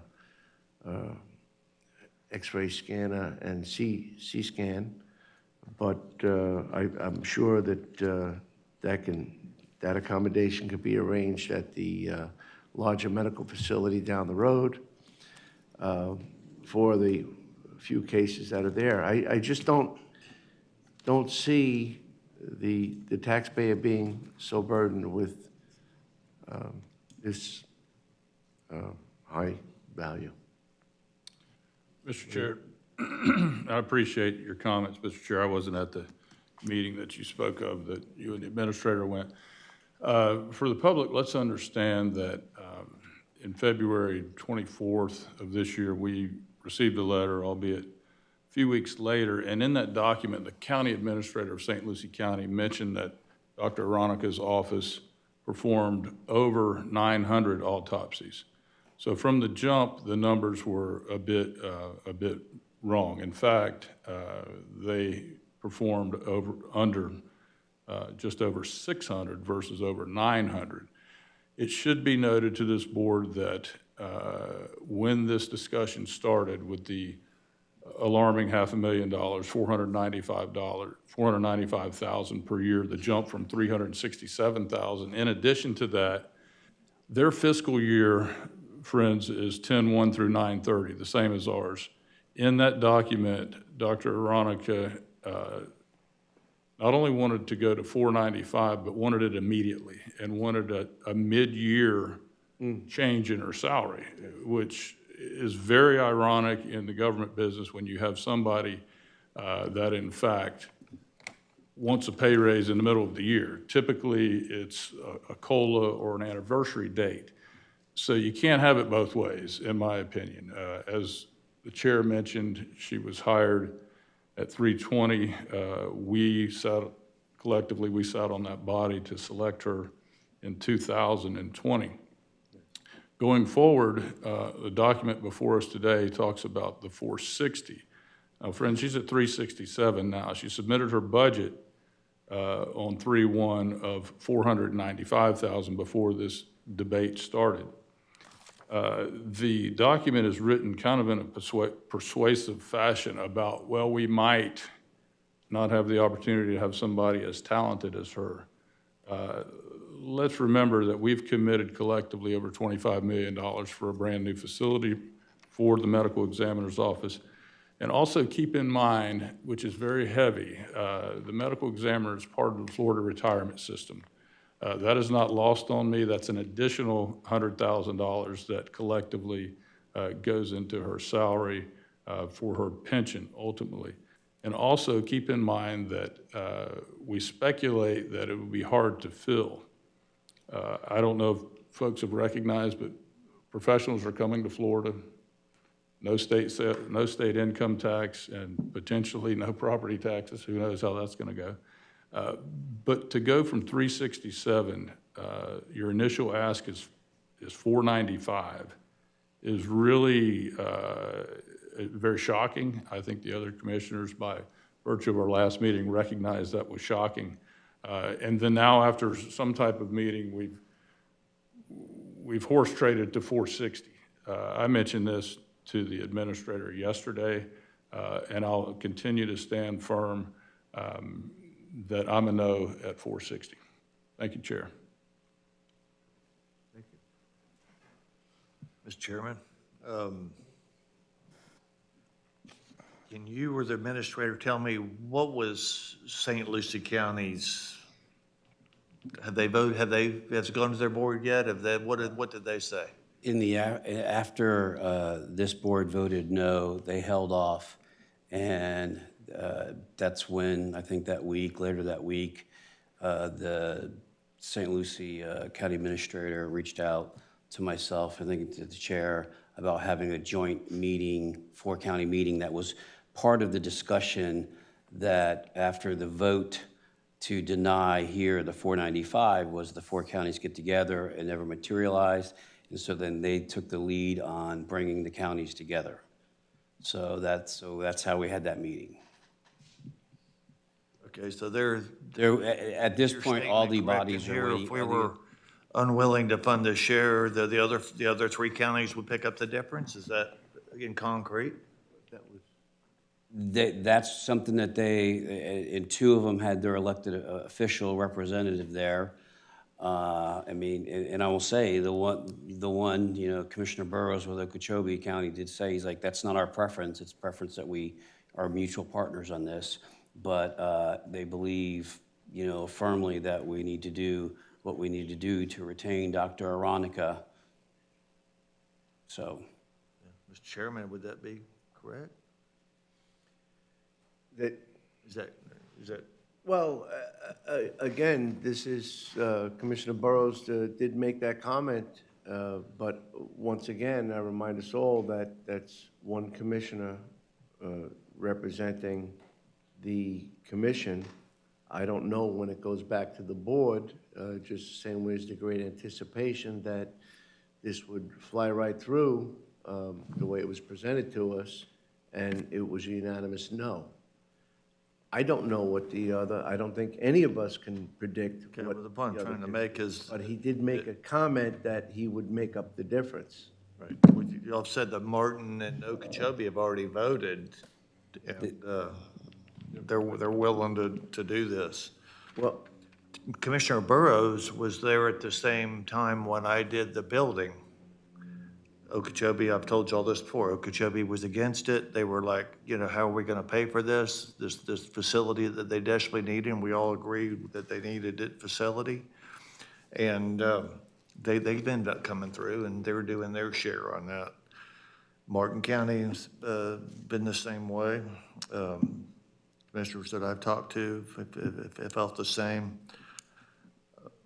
I wasn't willing to give her 495. I thought that was ridiculous.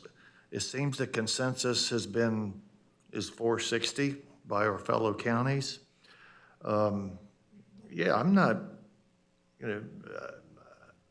not crazy about that, but our fellow counties are willing to do it. The state attorney, the public defender have rated her highly, and they wanted to keep her. I don't like the way any of this went down, but in the end, we still got to have a medical examiner to process our cases, to help what you two know as law enforcement officers better than I do. It may, a medical examiner can ruin or make your case solid for a jury for prosecution. I mean, so those are all very important aspects of it, and she is very good at her job. Do I like how this went down, how it was brought forward to us from the beginning?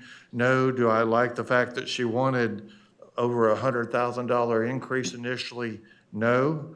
But when I look at what our other counties say and what we need to do to keep a good medical director, I would support this 460 because, Commissioners, I am not going to be that county that's unwilling to fund the share of the salary increases.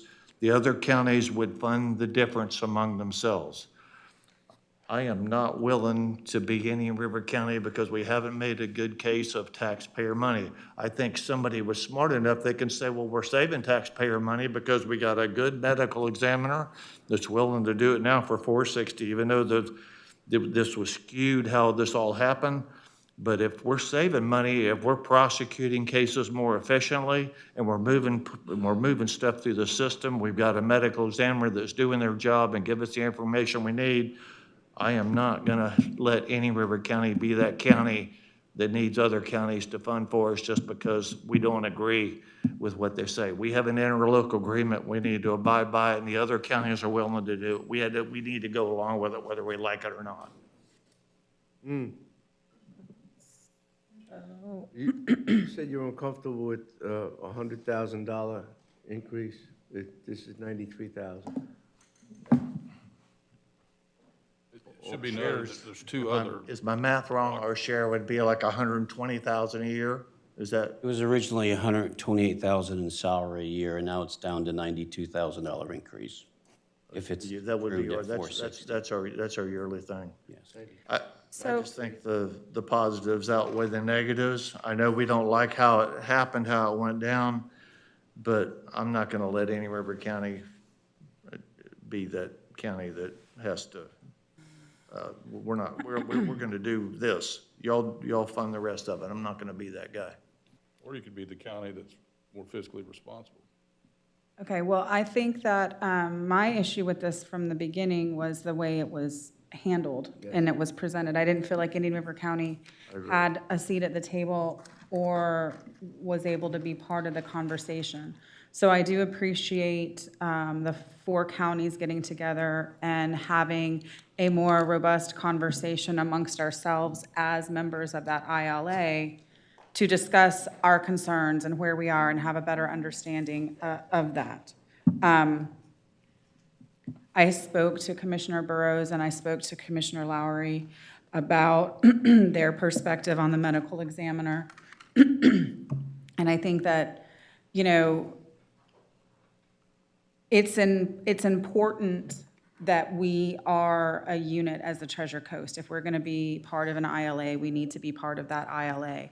I think the 460 is, you know, maybe it will go up, but I think she is on notice that it's not going to go up just because you ask for it. There is a process in place, and this demonstrates that process moving forward.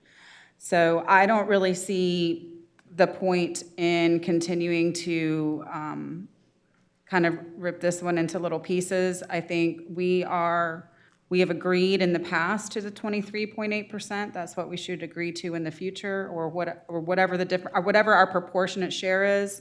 That's what we signed up for with the ILA.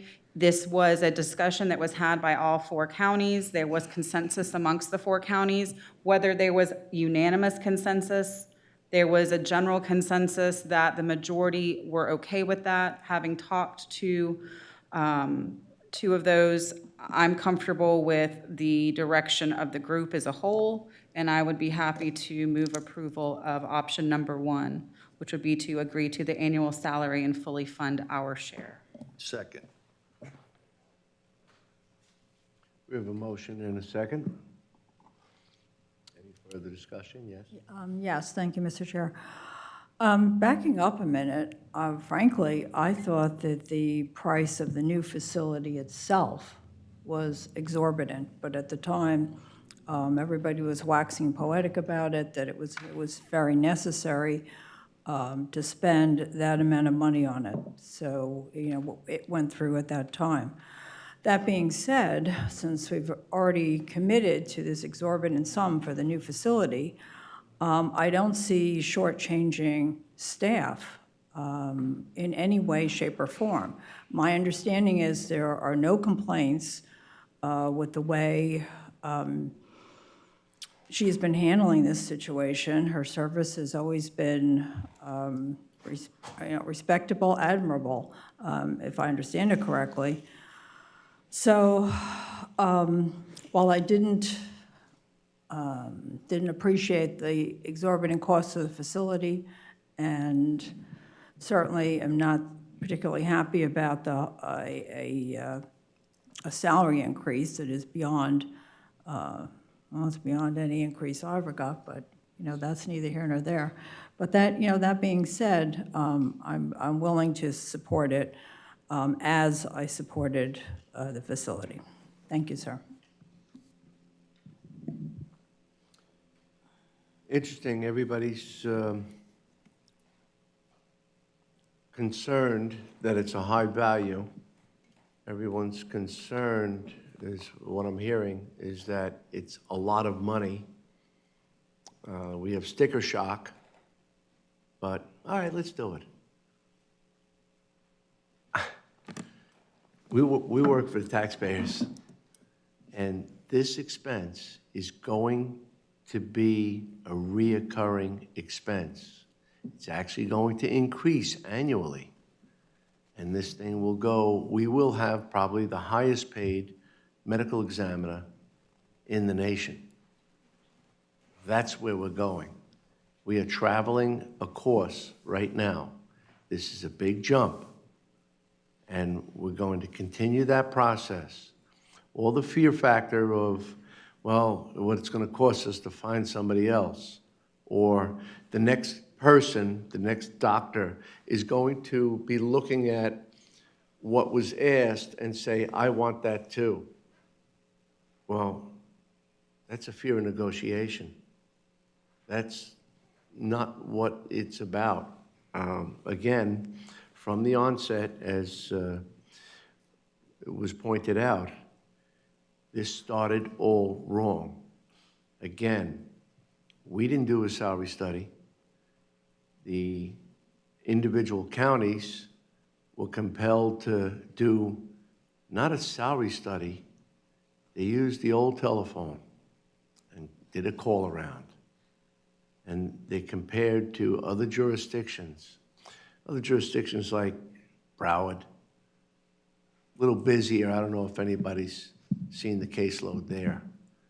A little different. And the makeup that we have a team of doctors there. You have 3 practitioners that are conducting the work. So not all the work is attributed, although the medical examiner stated that she oversees all cases. I understand that. But the numbers of the cases were not what was originally purported. There is a huge difference in the number of cases, the caseload that's being addressed in the 4 counties. Regardless of that, I see where it's going. I'll say I'm disappointed that we're looking at this as, well, what are we going to do? We can't lose this individual. Well, I would say, just think about it. What individual, from constitutional to all the employees that we recognize, which one of them got a 23% increase? Anybody? You mentioned that you didn't get a 23% increase. I don't even know what that is. That's. No, but I'm not a doctor either, so we'll have to take it all into account, I suppose. Right, and thoracic surgeons and neurosurgeons don't come up to that number either. And they're living with people with a future. I just think it's a lot of money. It's a lot of money, and we're facing a lot of other challenges, and we go through negotiations, and we never come up with anything like that number. This was an adverse negotiation and a price match, and I'm sorry, she's a fine professional, but as we got her, there are others. And again, we were part of the selection process. There were others. And as was pointed out, who wouldn't want to come here? Especially with that state-of-the-art facility coming out. But I want to hear about us taxpayer. Mr. Chair, if I You had could. another comment? Yes, sir. Thank you, Chair. If I could just add that I see obviously the direction we're going. Yeah. Please know that there's 2 competent assistant medical directors that currently work for us, for her or for us. And as a matter of clarification for the administrator, does this include the mid-fiscal year pay adjustment for her, and what would that rate of pay be? The retro With pay. her specific budget request, she did note before the 4-county committee of staff that that number would go down that was originally presented. So we all anticipate that obviously whatever is accepted will be replaced and that we'll receive an amended budget from the medical examiner. So in terms of this fiscal year, as I noted earlier, for the remaining between June 1st and now, the additional salary only is $7,822, Our part. our part. So to answer my question, sir, she is getting a mid-year pay raise unlike Anyone else? any other employees. Well, what I will tell you, even if you look at our compensation classification study and just basic, most firms in the HR field will tell you if you have difficult to fill or difficult to retain positions, is that, and we've done it too to retain somebody, maybe not to the extent of this amount, but we certainly have, when somebody was going to leave and they're valued, that we try to keep them. Okay, thank you, Mr. Chair.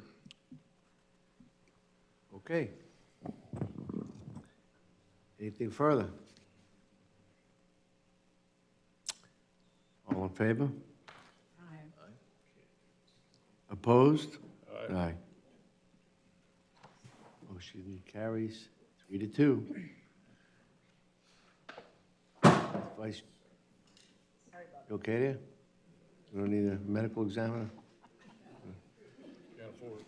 It'd be a big expense. With Vice Chairman Laura and myself dissenting.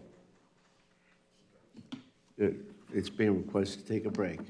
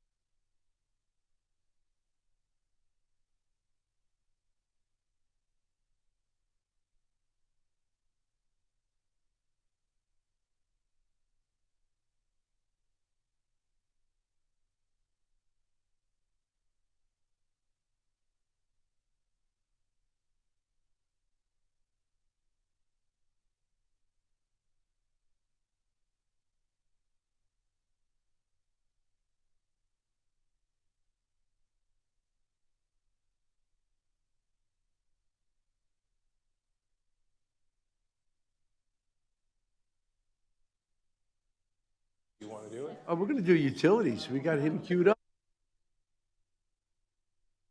The meeting will now be called back to order. Thank you all for your cooperation. And the next item will be from Utility Services, the Department of Utility Services Integrated Water Master Plan Update to Indian River County Board of County Commissioners. And we have none other, Sean? Good morning, Commissioners. Sean Leesky, Director of Department of Utility Services. Happy to be here. If you recall, back in September of last year, when we actually got approval to bring this item forward, there was an agreement that we would bring routine updates to the Commission on kind of where the project is and how things are proceeding.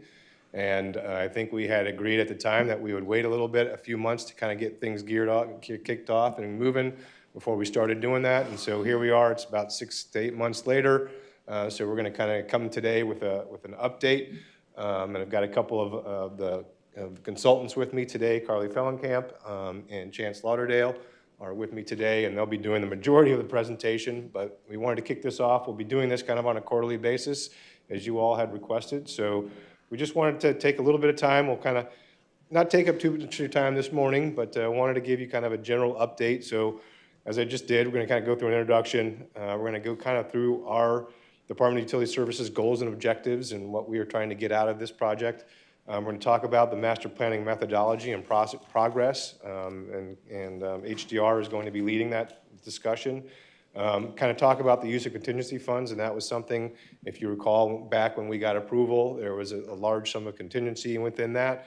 And as we go through that, if there are needs to use that contingency, we'll certainly be bringing that to the Commission. And then we'll conclude with any questions that you might have. But why are we here, and what was the impetus behind the Integrated Water Master Plan? You know, we are experiencing a large population growth within the county, and whether that continues or not, we are anticipating that we will continue to grow as a county. We're getting pressure from both the north and the south. So, you know, that was one of the ideas that we were looking at. There's just constant regulatory change, right, at the national level, at the state level. We see this dynamic kind of changing regulatory environment. There's now legislation oftentimes that comes out about requiring certain things to be done. And so we're seeing kind of a change in how legislation and regulation comes about. And so we have to be able to react and understand that.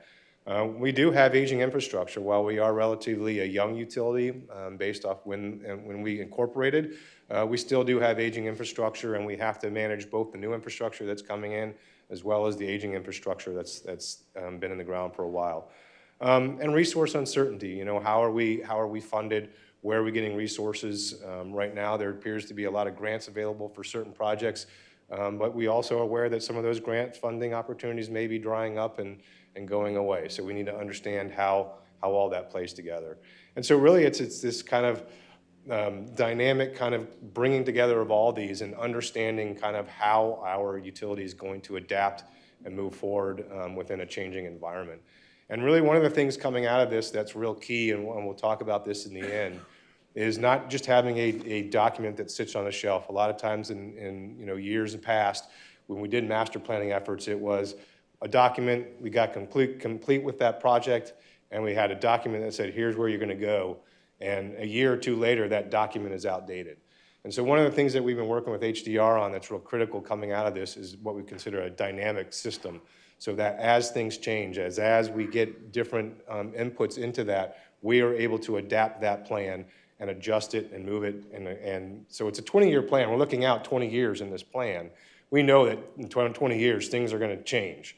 And so we want to be able to have a plan that can adapt to those changes. So with that, I'm going to turn it over to Carly, and she's going to take it from here. Thank you, Sean. Good morning, everyone. I'm Carly Fullenkamp with HDR Engineering. It's great to be here. So looking up here, we've got our key project tasks. We'll show in a second the framework that we've built this scope on, but this is a One Water integrated master plan. And so starting with this orange build the vision and going clockwise around, we start off by lots of conversations with the utility on what they want to get out of this master planning effort, and we've established that vision already. So that piece of the scope has been complete after this first 6 months.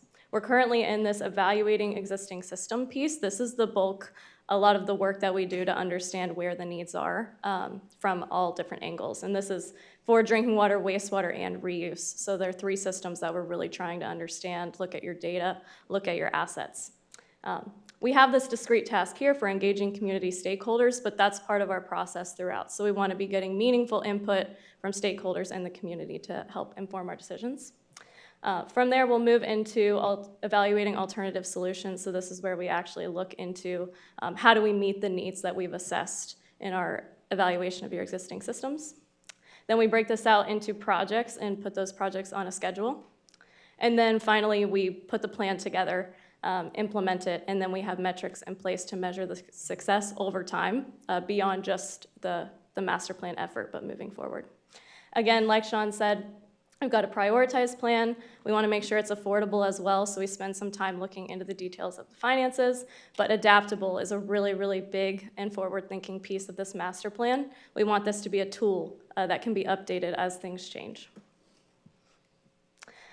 In this visioning effort that we've done, we've identified 8 key goals. We won't go in detail over all of these, but we of course want to understand what's the future demand for service and where are those demands going to be in your system.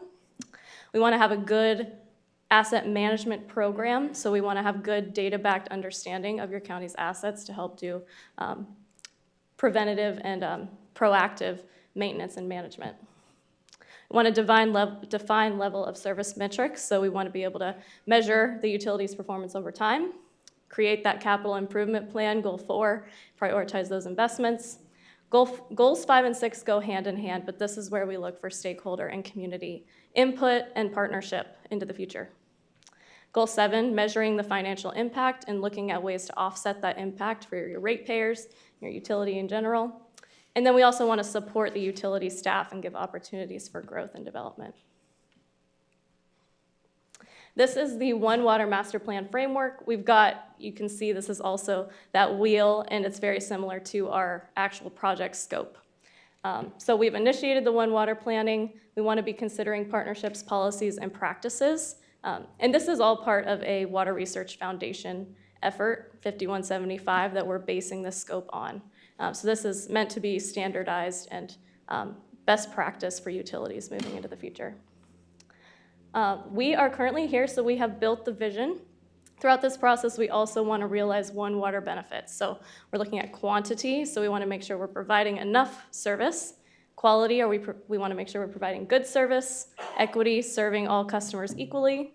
And then resiliency, making sure that we are planning for the future in the way that we provide service. So we're currently here, where that big star is, evaluating your existing system processes. Here we've got condition assessment. We're looking at the performance of your plants. We're updating the hydraulic models for all of your systems, which are really important planning tools. We're looking at your asset risk and the criticality of your assets, and then developing level of service goals.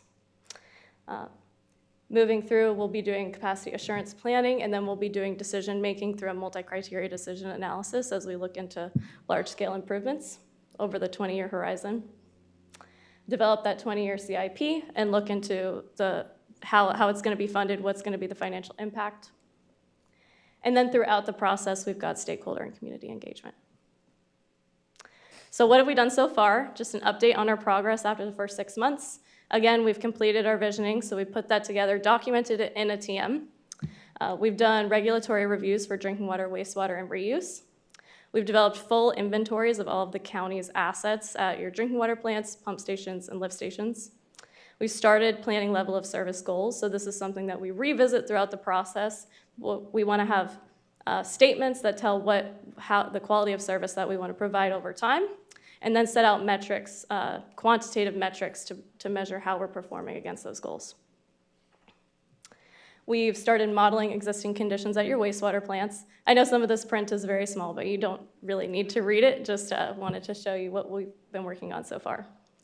We started modeling calibration for your hydraulic models. So this is all 420 of the county's lift stations sorted into basins for flow monitoring planning. And then started looking at pipeline risk assessment. We've also identified potential stakeholders, people we feel like will provide really important input as we develop this plan and move into decision-making and implementation.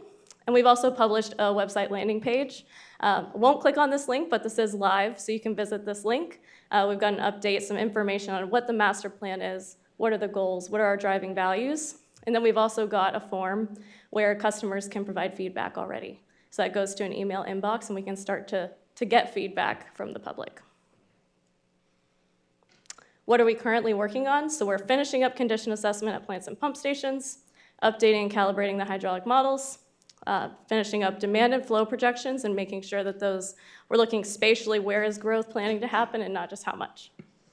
Risk assessment of all your assets, performance assessment framework for your drinking water plants, so how are your plants performing? And then we're also planning for stakeholder outreach and engagement. Project timeline, so this is our overall project timeline. We'll focus on where we are now, which is spring 2025.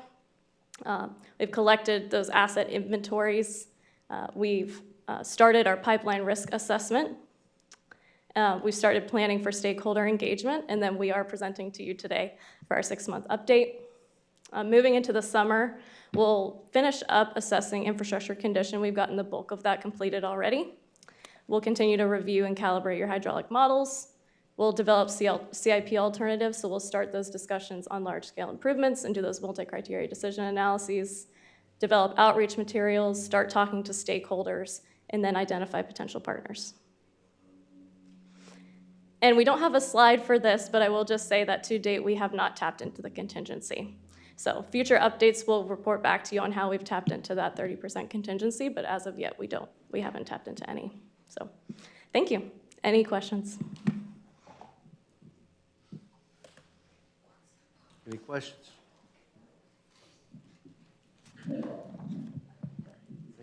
Thank you very much. Thank you. Thank you. Thank you for the update.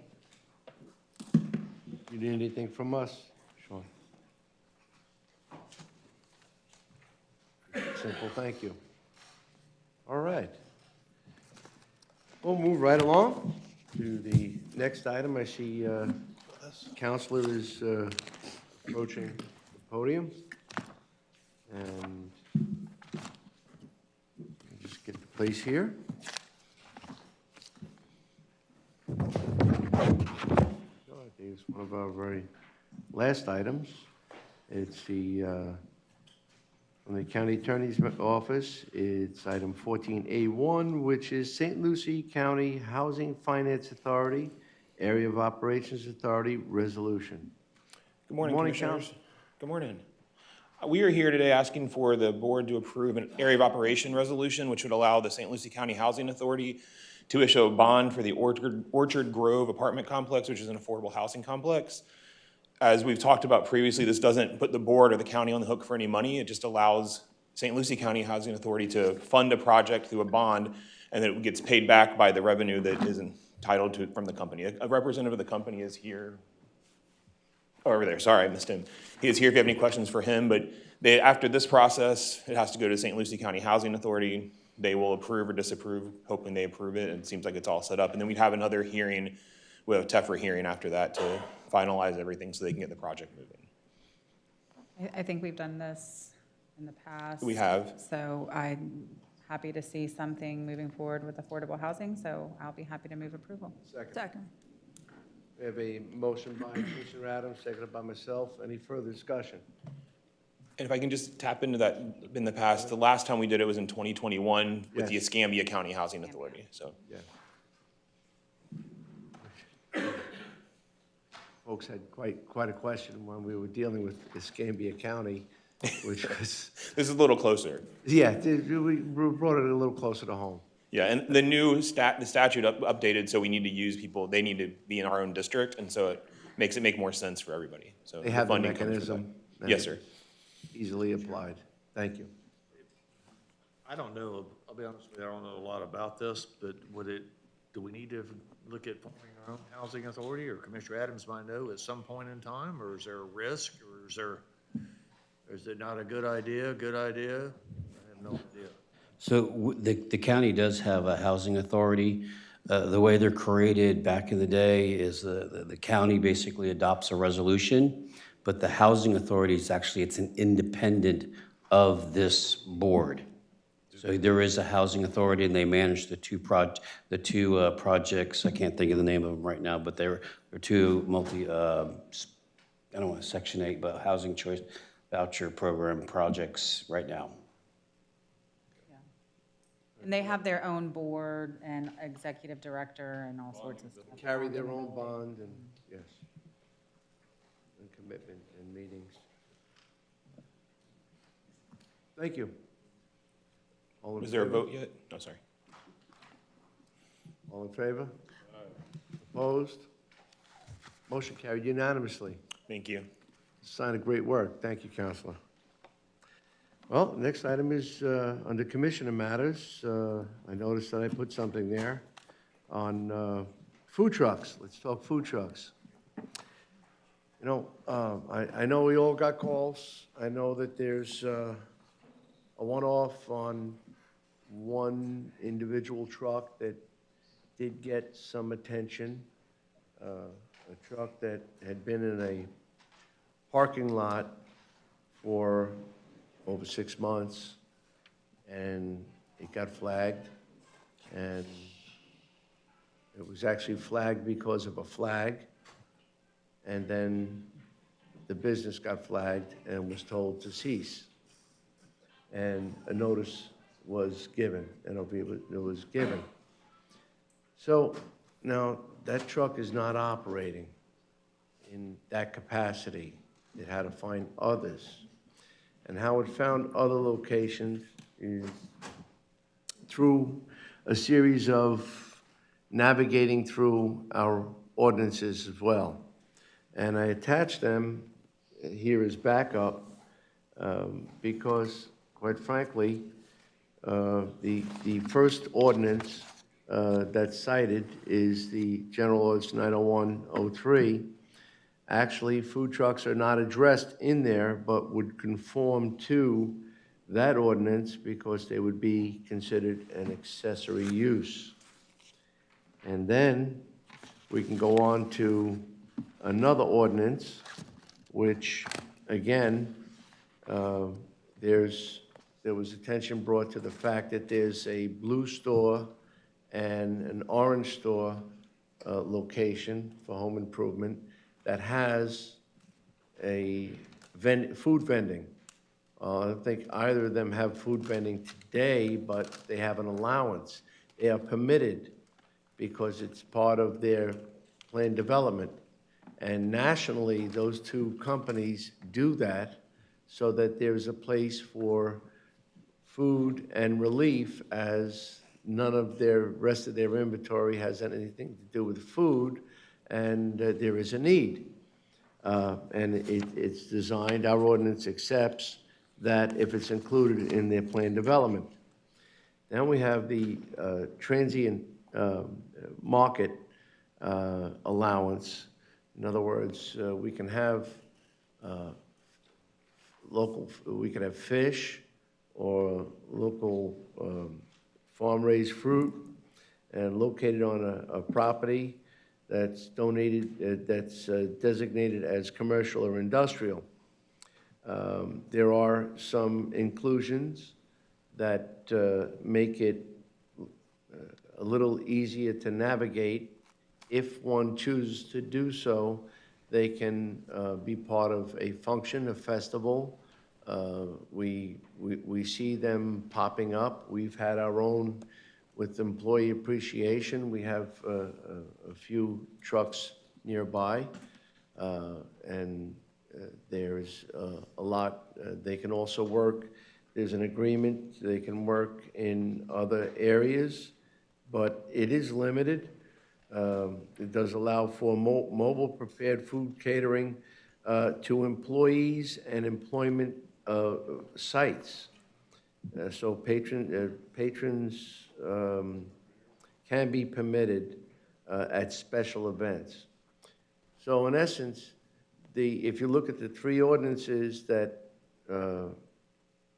were actually designed for other purposes, but to include kind of the limitation of food trucks. And I'm not looking to change drastically what we have here in Indian River County. But if you look at other jurisdictions, some have lines of trucks. That's not what anybody's looking for. And the state said we can't compare a food truck with a stick and brick restaurant. And quite frankly, I could support that because, well, we have no choice, but I could support that because what's happening out of a truck doesn't happen in a restaurant. It's a whole different world. There's other comparisons we could make, but I think you get the picture that a food truck is its own entity. It's a manner that many of us admire. We go to festivals, or we have functions, or we go to a food truck. And again, a food truck is not Granddaddy's food truck that had just hot dogs and sausage.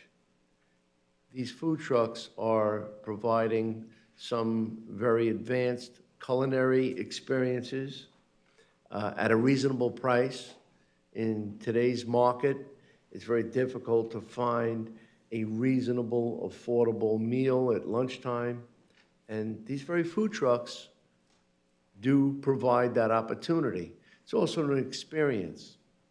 I'm not suggesting that we, again, have an abundance of food trucks, but I believe we can look at the ordinance for an allowance so that vehicles could operate in parking lots with the other mandates, properly parked, close proximity to a wash station, a comfort station, that they could, again, be compared to the PD allowance so that we could see some of this experience. It's great for commerceability.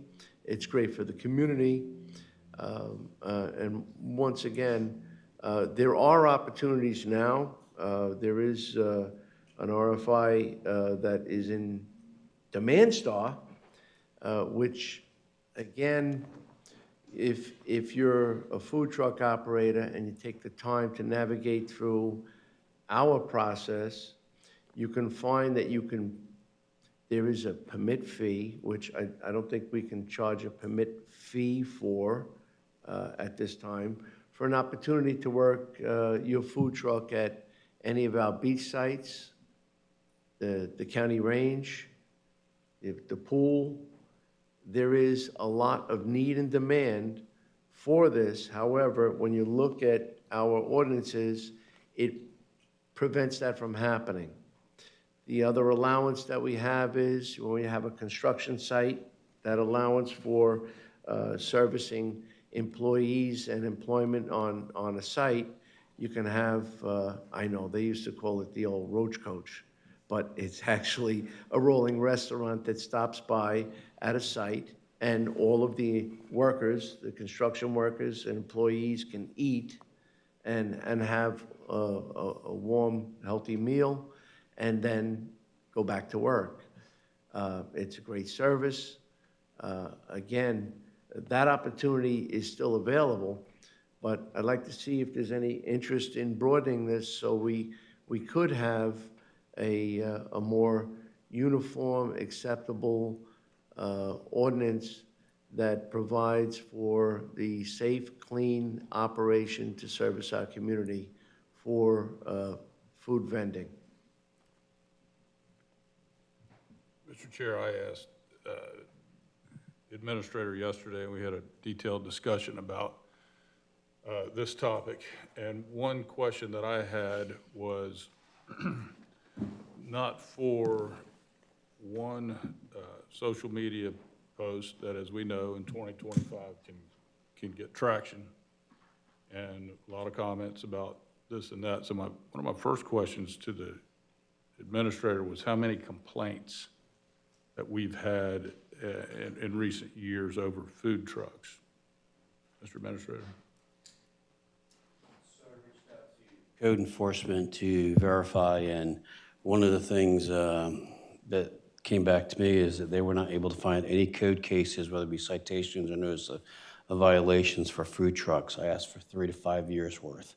So, and that's what so this appears to be an episodic, single incident, type of situation.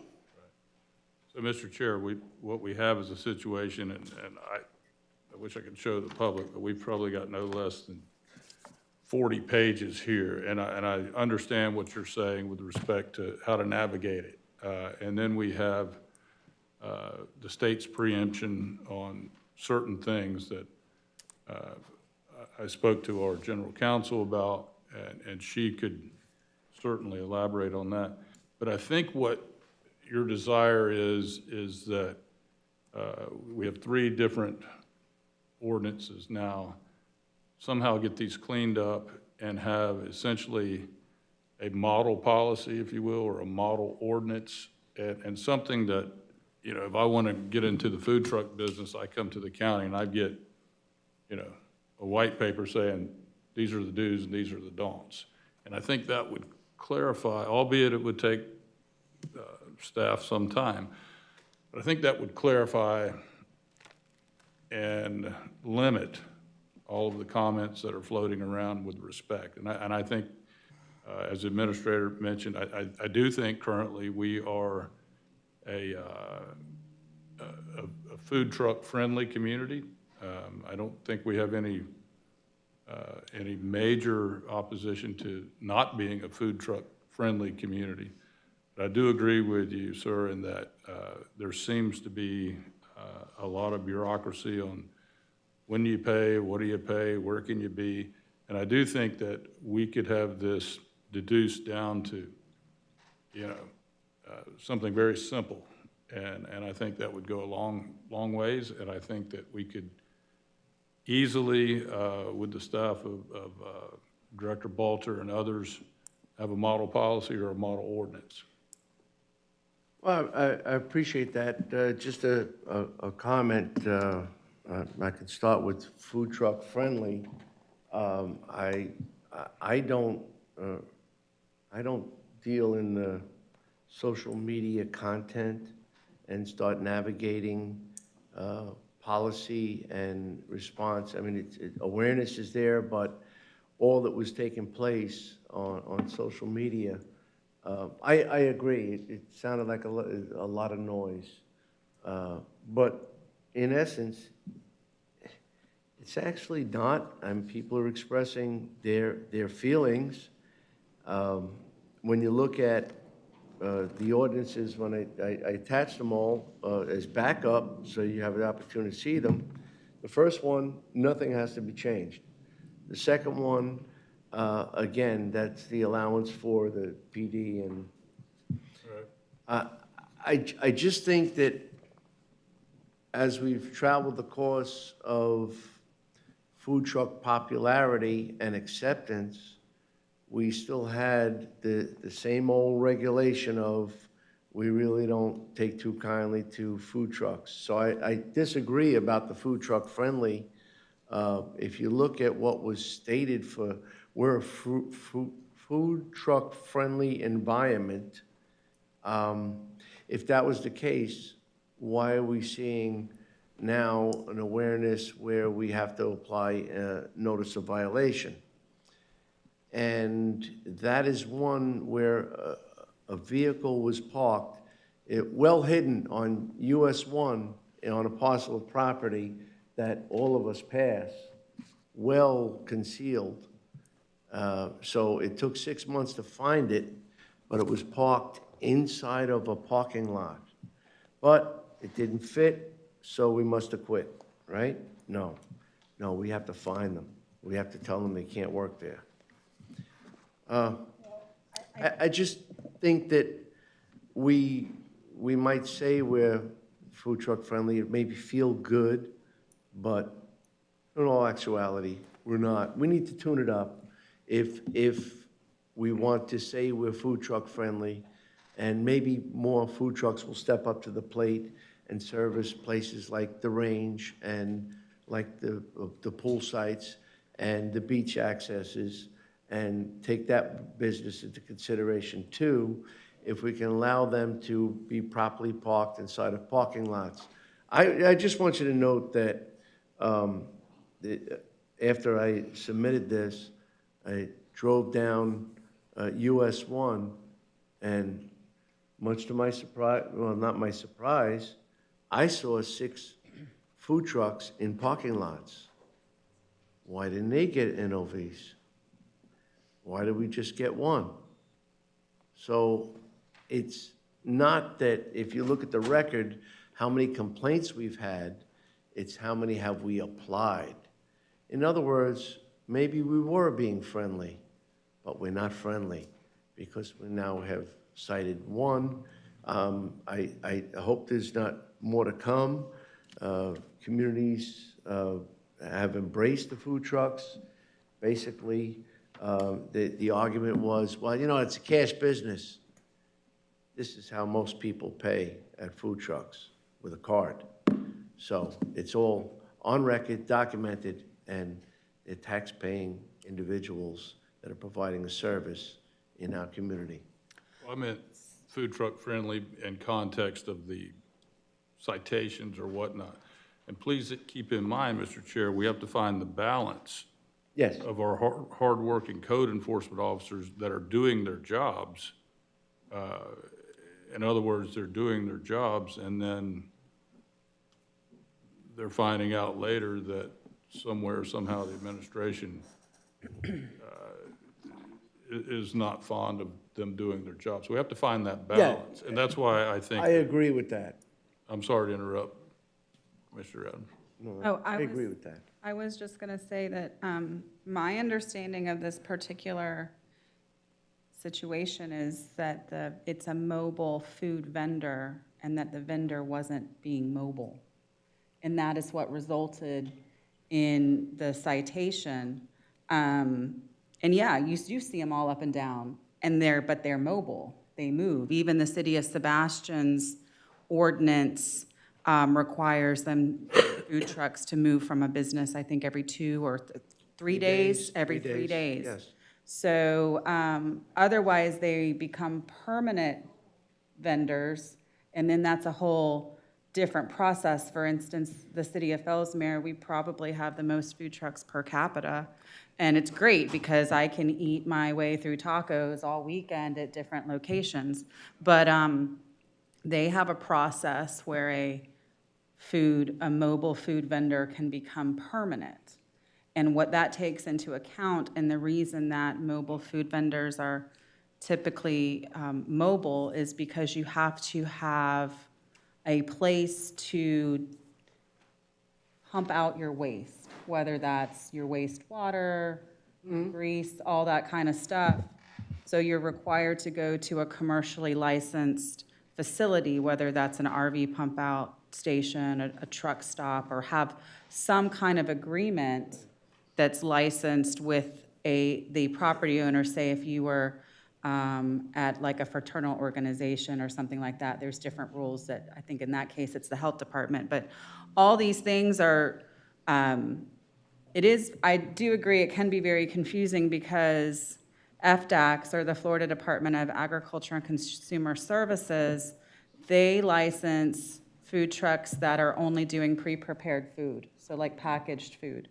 Whereas DBPR licensed food trucks that are cooking on that truck. And then all mobile food vendors also have to be associated with a commissary or a commercially inspected kitchen of some sort in order to do their prep food, all those types of things if they're not able to do it within their vendor unit, and also to store their extra supplies. So for instance, there is a commissary in St. Lucie County. One of the reasons they put in the Sunshine Kitchen was to perform or serve that for the community. So I know that, some mobile food vendors have agreements with restaurants that are commercially inspected to come in and kind of store their stuff or do prep in the off hours.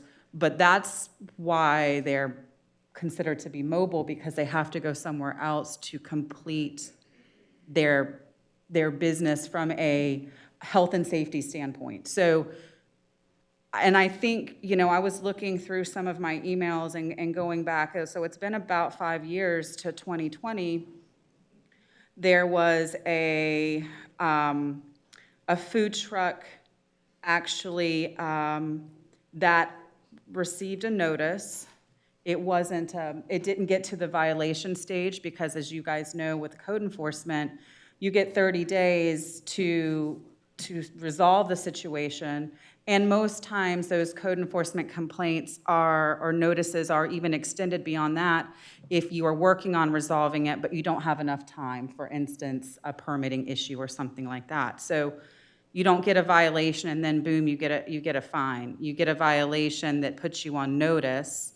You have time to resolve that, and if you just do absolutely nothing about it, you end up going to a code enforcement hearing, and at that hearing, the code board decides whether you get a violation or a fine or whatever. So just to clarify that. But in this instance, in 2020, there was a food truck that was parked on Gator Building Supply up in the Sebastian area, and that is exactly what the, in this case, it was Roland DeBlois and Phil Matson. And again, the issue there was that the food truck was not mobile. It was just parked for an extended period of time. And when that happens, it calls into question some of those discharges and what's happening there. So I'm sure that's, from a health and safety perspective, why it raised to that point. If you guys want to have staff put together like a pamphlet, an informational pamphlet of these are the rules and regulations, I don't have a problem with that. But I do think that, you know, to say that the county isn't mobile food vendor friendly, I don't think is accurate. I think there was a lot of misinformation put out there. And that's because there's so many different statutes that govern it. I get it. And then each municipality has different rules. Sebastian is different from Fellsmere, which is probably different from Vero, and then the county is different, you know, from all of them. So it can be a patchwork, but we could certainly put an informational thing together. But I don't see the need, because even back then, you know, if it is ancillary to the business, if it was at a farmer's market, and I think even somewhere, and I think you spoke about it, you know, ones that were like very mobile in nature, going to job sites and this and that, be there for lunch and moving on. So those are my 17 cents on that. Those would be pre-prepared. Well, when you, yeah, pre-prepared foods, but you said that they have to be hooked up to a commissary. That's not necessarily true. Some trucks are inspected and verified that they are the commissary. If they can prepare everything within, They as can far be as refrigeration self-contained and that, for commissaries. sure. And that was the situation with this particular case, that they were, and they were told to cease. So how did they discharge their wastewater? Again, they have to account for that. So you know, they don't have to be hooked up to a hose to a building. They have containment containers, as you see it all, when we have the firefighters fair and all those food vendors are there, the concessions, they all have self-containment, and they have these long gondolas that attach underneath the vehicle, and when they're full, they have to be emptied and discharged in the appropriate fashion per the health code health code assurances. You know, I just wanted to add something there, and I see that community development director is here, and I'm going to ask him something about a food truck. If a food truck were to go to a parking lot and be properly parked, not obstructing traffic, with the owner's permission, the property owner's permission, can they do that? If they're selling to the actual employees of the said business for lunchtime hours or meal hours, yes. If they're selling to the general public as a food truck, no. The only areas that we allow for food trucks are, there's certain areas that we allow, which is in the planned developments, which are specific zoning districts that allow for it. We allow them at special events at the county parks, and we allow them at the Gifford Farmers Market. Those are the areas that we allow food trucks. And so they have to file a permit in order to, a request to be able to work.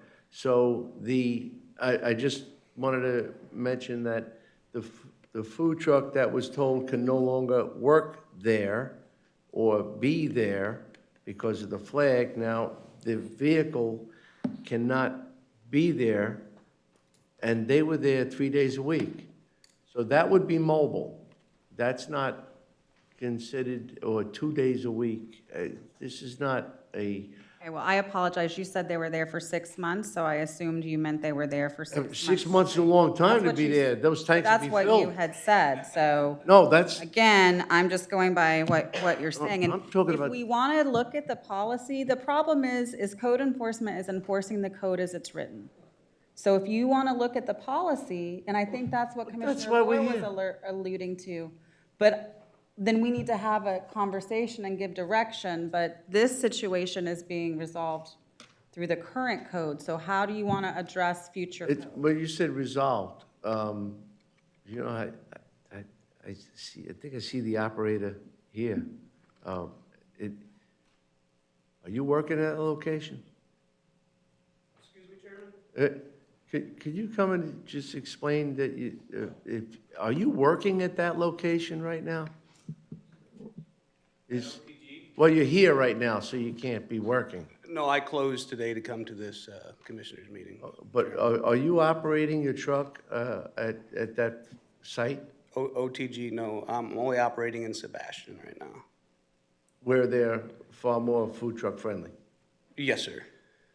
Okay.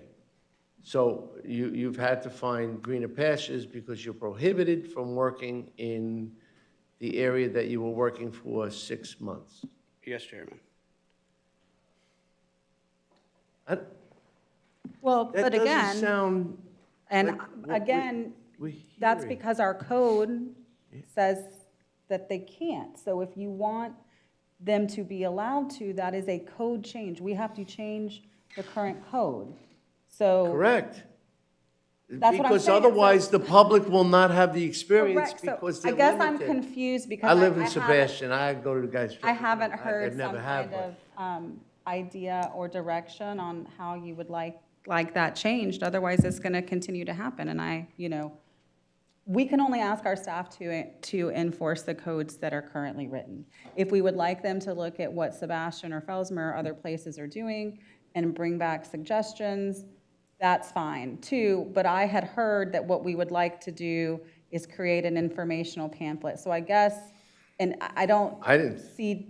I just want to know what you guys want to do so we can get to. No, I don't want to see an informational pamphlet, a guideline, because the guidelines Okay, so don't. what would you like to see? I think what we need to do is, I would like to hear if we could direct staff to review the opportunities and come back with, in other words, look at the other jurisdictions to see where it's worked, what works and what doesn't work, and bring it back. And if we have to make an ordinance change so that it can work, so that the nearly 50 trucks that actually originate in Indian River County that are working in other jurisdictions could work at home, here.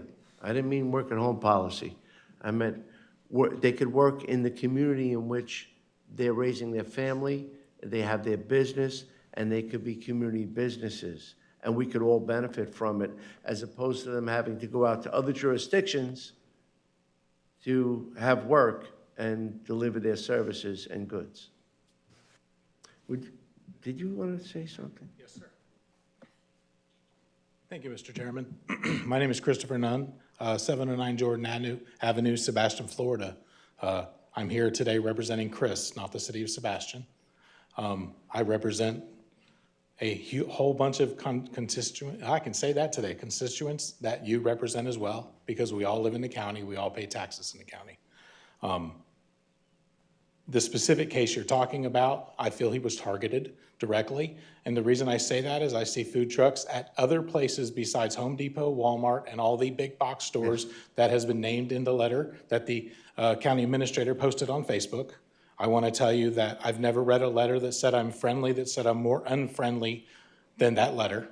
First of all, the letter not only had violations against state law, the statutes, it also went directly against a lawsuit in Fort Pierce of distance from brick and mortar restaurants that said that they wanted to do that here as well. So there was already case law set about brick and mortar restaurants in case law. There's no reason to go back and fight that one again. City of Fort Pierce lost that bad in that letter. That letter, Mr. Chairman, was completely unfriendly, everything about it.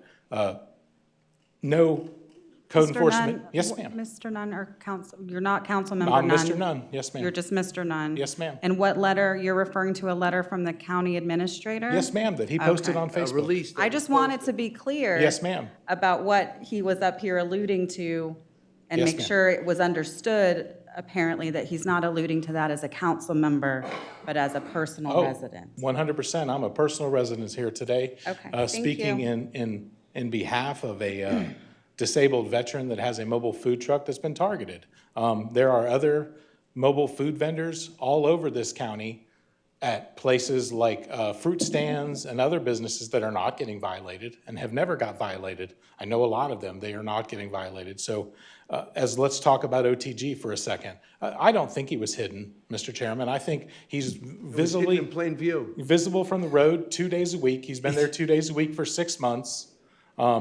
He hasn't been there for a long period of time. As far as a commissary is concerned, if you're self-sustained, you're not required to have a commissary. You still have to prove where you're dumping your waste. That is still a requirement by state law.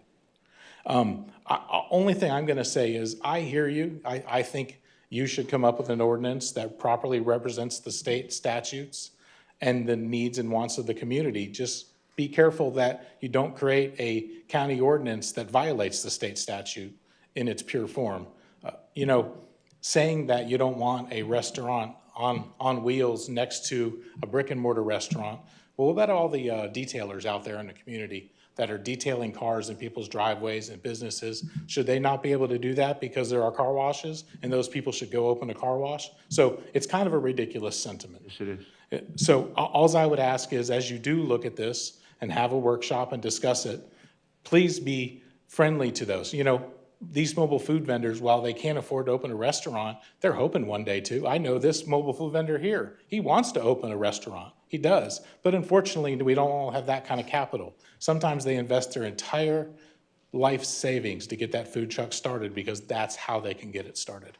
So I would just ask that you're friendly to the food truck community. I understand the concern, honestly. I don't think food trucks are hampering brick and mortar businesses at all. Those businesses have their clientele. They have the people that don't want to sit outside and eat with the mosquitoes. They don't want to go pick something up and take it back to their house. So I just encourage you to come up with a new ordinance. I encourage you to make sure it's friendly and that it follows state statute. I appreciate your time. Thank you, sir. Thank you.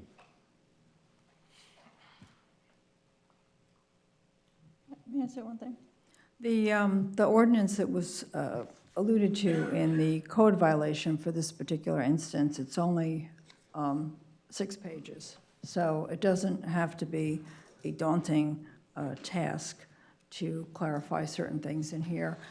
It's section 911.04, and it's application of district regulations. There was a second one that had to do with signage, but he was not interested in pursuing signage, just in maintaining a business location, mobile business location. But at any rate, yeah, I think clarification definitely is in order for this. And also, one of the things that came out when he came in, Mr. Jones came in to discuss the situation, and one of the things that came out during that discussion was that it's not clear, and I would ask the county attorney's office or the planning department, whichever the appropriate party is, it wasn't clear how many hours per day. It was, yes, it has to be mobile, but code enforcement said, well, it can be there part of the day, but there was no, when I asked, well, what's part of the day? There was no specific definition for part of the day. So that's one thing that I would like to see clarified. Thank you. I think we can come up with some changes if somebody wants to recommend to direct staff to do a little review and understanding of how we can actually achieve that title of food truck friendly by adhering to all of the state regulations and creating a little difference in the, possibly creating a difference in the ordinance so that it's user-friendly for food trucks without creating a community frenzy. I think that we can accomplish that. But we need to direct staff to do so, and it shouldn't take that long for a little bit of research to come up with something that food trucks can conform with and operate safely, efficiently to deliver a service to the community. Mr. Chair, I would be happy to move that, as I mentioned earlier, while being mindful that Director Balter's team has a lot on their plate right now. But I do think that would, done the right way, again, clarify this, have a model ordinance and consistent with Florida state statute, and it would be something that we could all admire in the future. I move that. Second. Mr. Chair, if I could. Mr. Balter. So to do the research, I could probably come back in about a month with all of that research and bring it forward with some options for you all to hear out and see on a vote. After that, if we do decide to do any changes, it would have to go to the Planning and Zoning Commission. So it would be about a 2-month process after that. So it would go to Planning and Zoning and then back to County Commission. So it'll be about 3 months. And that's what we had projected would take place. Not to say that we might get a speeding ticket getting this through, but 3 months is about appropriate with the public notice and any changes that we had to make and the 2 hearings. Yes. Okay. I have a question. Is our current, because I've heard up here and from the audience that our current ordinance is not, it goes against state statute, and that's not my understanding. I will defer to Jennifer on this one. What is that? I said I will defer to Jennifer on this one, Ms. Schuler. Well, then Commissioner Flesher said so too, so Well, my understanding is you have to allow them somewhere. Right. Can't zone them out of existence, and we do have allowances for them.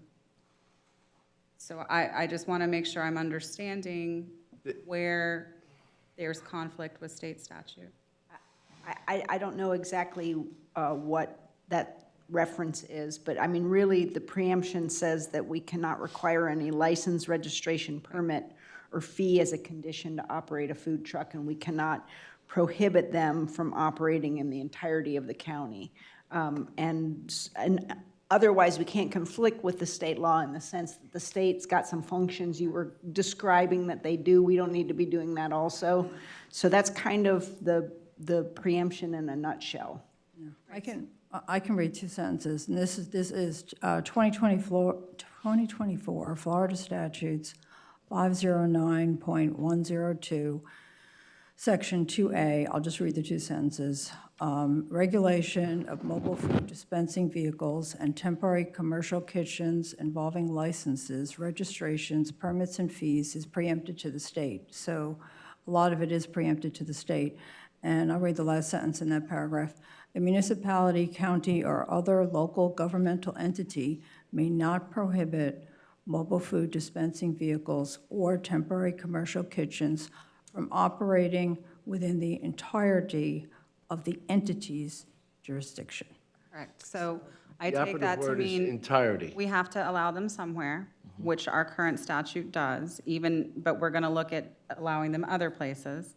And then we can't charge a permit fee or license, and we don't do that currently, correct? I believe there's a temporary use permit that charges a fee, so we'll have to remove that. Okay, so that temporary use permit, so that will need to be included then. The temporary use permit, I just want to make sure we're all on the same page about what we need to be looking at, and I wanted to make sure I understood what our current ordinance was and any conflicts that you guys, because you, Mr. Chair, had indicated that our ordinance did not adhere to state law, so I just want to make sure I understood.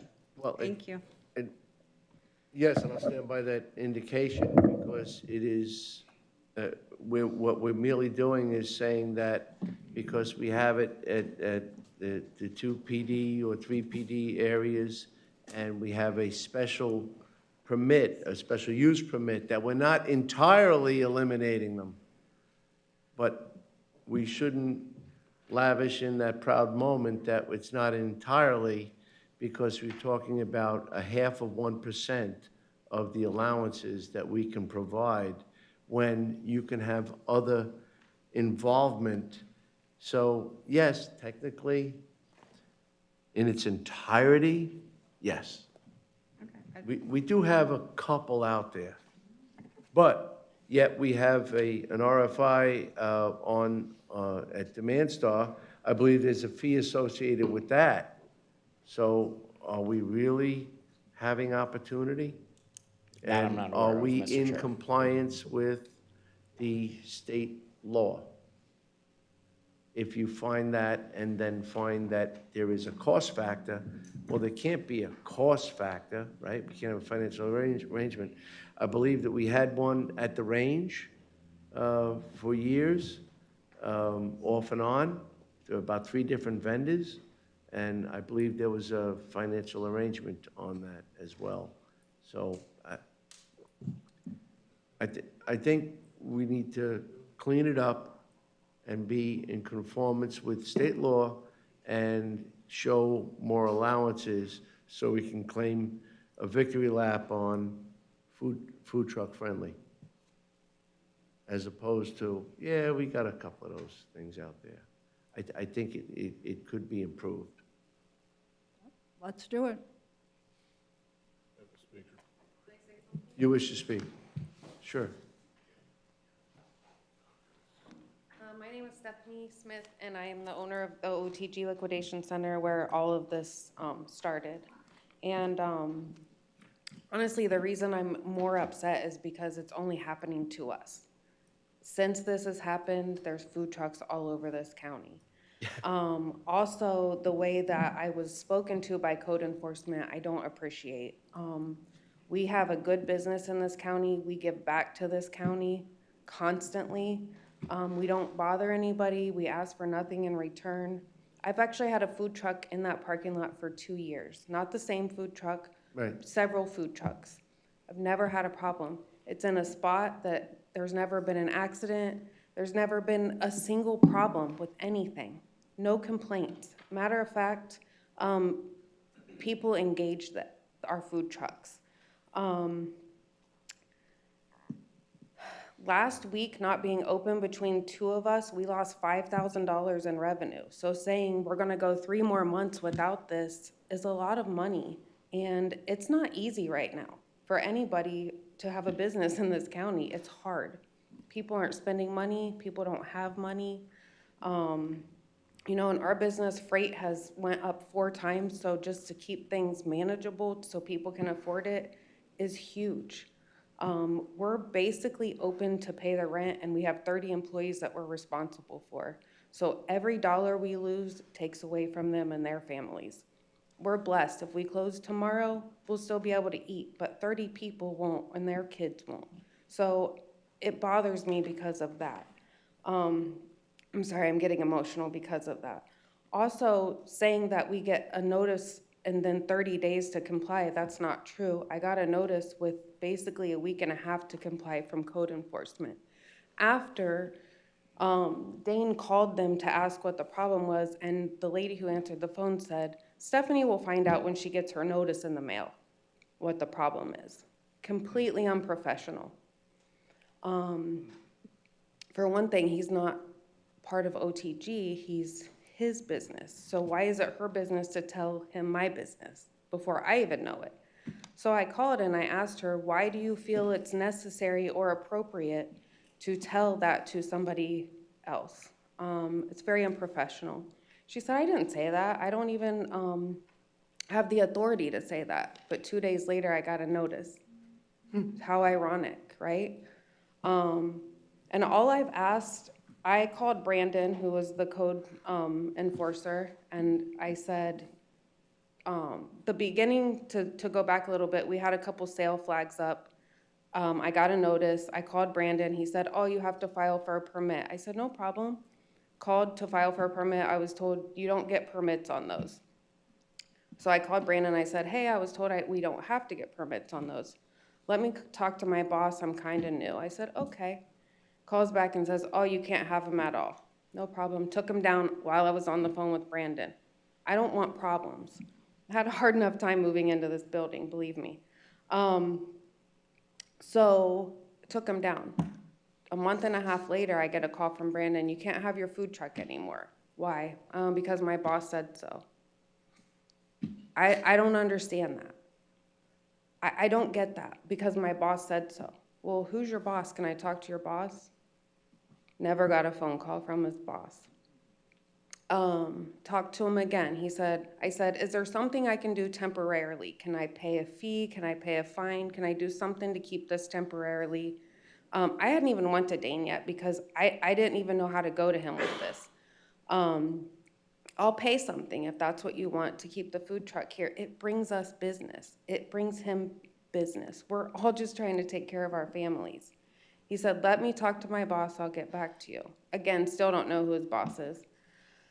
Calls me back and tells me basically, out of sight, out of mind until we get this resolved. I said, okay, but I'm still working on how to get this resolved. I've called the county commissioners. I'm trying to do what I'm supposed to do as a part of this community, right? Next thing I know, I'm getting a citation. So I call Brandon. He hasn't answered my calls the past 4 calls, even though it says on here to call Brandon. Finally, I call him from a different phone number and he answered. And he said, you're gonna have to start talking to Patrick. And I said, I don't know who Patrick is, but why do I have to talk to Patrick? And you told me on our last conversation that out of sight, out of mind. He said, well, I came there and it wasn't out of sight. And I said, well, considering you know where the truck's parked, it's never gonna be out of sight for you. I'm not trying to be funny in saying that, it's just the truth. And then he said, well, you know, since you caused all this problem on social media, now this is the next step. So now I feel like this is retaliation and this is personal. And for one thing, I didn't cause anything on social media. Did I repost things that I felt were appropriate? Yes. Did I start anything? No. Do I feel like I'm proud to live in a community that's supportive? Yes, because we give so much that it felt really good to get people to support the fact that this isn't fair. And it's not fair. And to ask us to wait 3 more months for a resolution, I don't find fair. And honestly, even sitting here all day, I still don't understand what the violations are. And I feel like they all just contradict the next thing that's said. I feel like one thing contradicts the next thing. And to be honest, if you guys don't understand the verbiage, how in the heck are we supposed to? I don't do this for a living. I just run a retail store. So I'm just very upset about the situation. I don't appreciate how I was spoken to by code enforcement. I believe that I deserve an apology because it's not right. I don't want to feel like every complaint that is made on me is personal. I don't want to feel like I have to look over my shoulder now, everything I do, because something was brought out on social media. Again, I didn't bring it out on social media, but I appreciate you guys taking the time to make this, you know, what it's become, and looking into it and working hard on it. And I know that, you know, you guys added this at the last minute, but if there's anything we can do to kind of get through the time it takes to fix whatever the problem is, I would really appreciate that happening. Yeah, Well, thank you.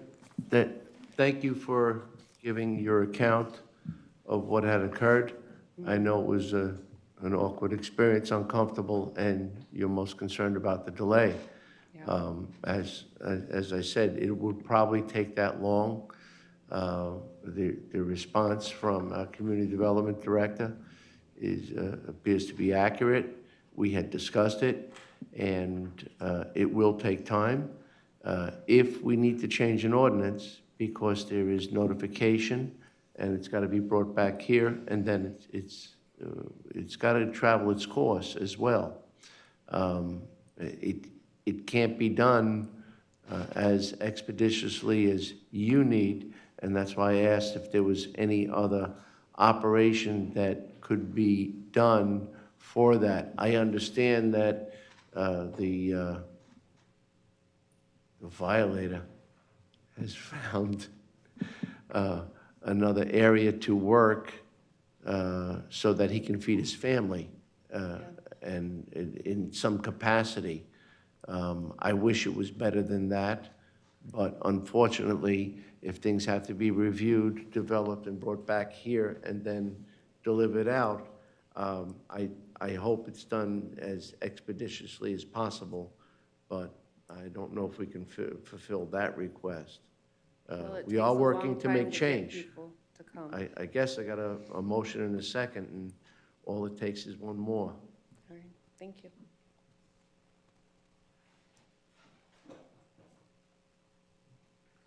Okay? Commissioner, I just wanted on the record that as of now, I'm the only one that's been shut down. Is that correct? I believe that's correct. I haven't heard from anybody else, and you took the time to call his Community Development Director. I haven't researched it, so I'm not aware of if anybody else has been cited. I can research it after that and get back to you all. But anybody who breaks the code and is in violation will get cited. That's how it's, they're all treated To clarify, the fairly. business was not shut down. Correct. Sorry, let me clarify, at OTG Liquidation Center, which is an unincorporated, unzoned Indian River County. Sorry, not shut down completely.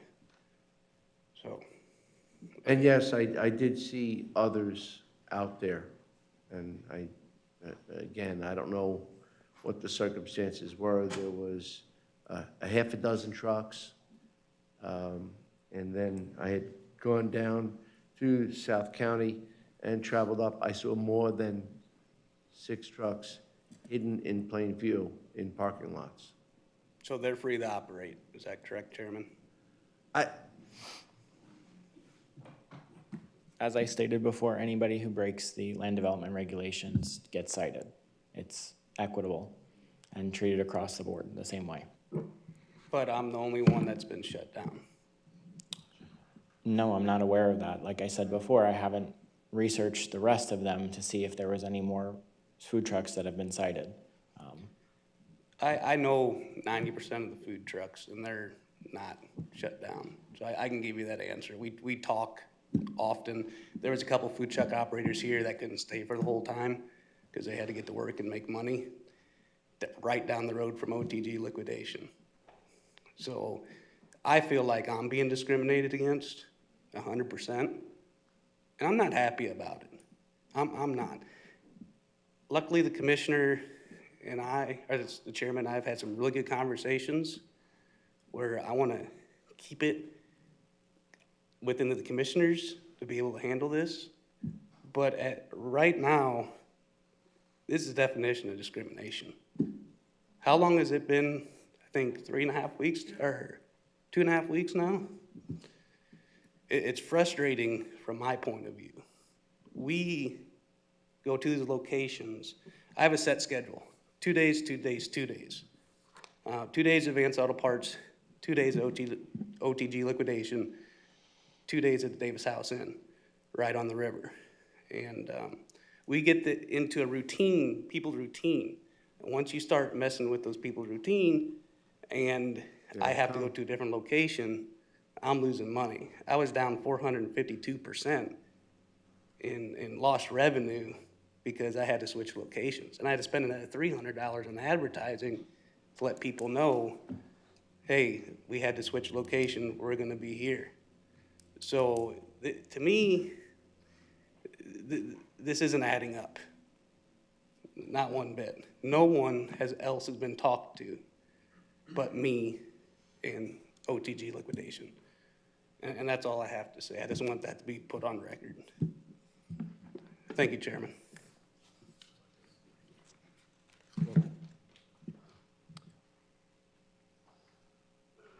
Anyone else? Well, we have a motion and a second to direct staff to do the research and come back with a model for regularity so that we can operate in Indian River County, if possible.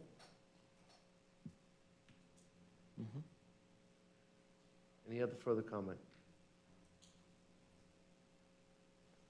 All in favor? Opposed? Motion carried unanimously. Thank you all. Thank you. Thank you. With that, it's our opportunity to have any public comment, that anything was not on the agenda, that you feel is important to us or to you, and here's your opportunity.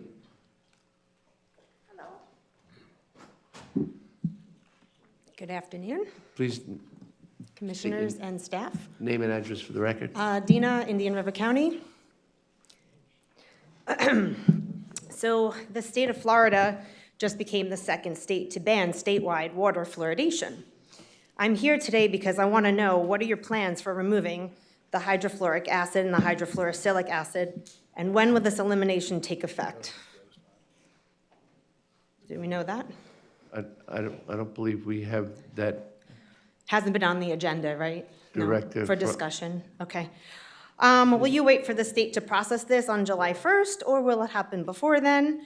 Actually, I just briefly spoke with Sean Liskey, and it seems like, since we're only 2 months away, business as usual will happen until the state ban takes effect, and of course, learning how to safely remove this hazardous materials from the water, which is what he actually said specifically, hazardous.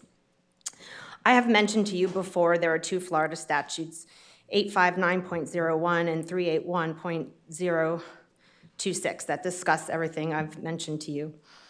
So I started speaking with you guys about a year ago about the medication known as hydrofluoric and hydrofluorosilicic acid in our water system, and I've asked you numerous times to get you to put this agenda as a discussion so we can hear all sides, and you all failed to do that.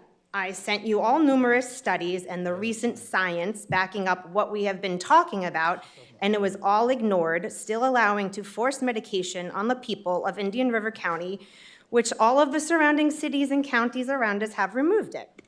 The state took away your local control to force medication without informed consent. No one was informed that the fluoride added to our water was acid. It's really disturbing that this was never a discussion for the people. It just shows that local government does not help the local people, that in fact, we do indeed need the state to help us, especially with issues regarding our health. You quoted, "We work for the taxpayers," and I don't feel that you've worked for us or even let us have a fair discussion. What is the incentive for not putting this topic for discussion? I did hear from one of you that the city and the county receives grants for promoting fluoride, again, known as acid, in our water system. I was also so optimistic that our local government wanted to help and heal the people, even when numerous people told me it would not happen and it was a lost cause. I'm really sad that this local government did not represent any of the people. I will continue to inform local people of my journey here and my experiences with both local governments, county and city, except for Taylor Dingle. He was a champion for helping us, and at least he got the topic on the agenda for discussion. A whole year has passed, and the state came in and did it anyway. I want to wish you a wonderful day, and God bless you all. Thank you. I have to change my speech. I have good morning, commissioners here, but I guess it's good afternoon at this point. Good afternoon. Good afternoon. I would like to hand these to you. Am I permitted to do that? What is your My name? name, I'm sorry. My name is Anthony Germano. I've lived at 1430 Fifth Avenue in Rock Ridge for the past 12 years. Welcome. I want to talk about our drainage situation today, and I'd like to hand these to you. Is that okay?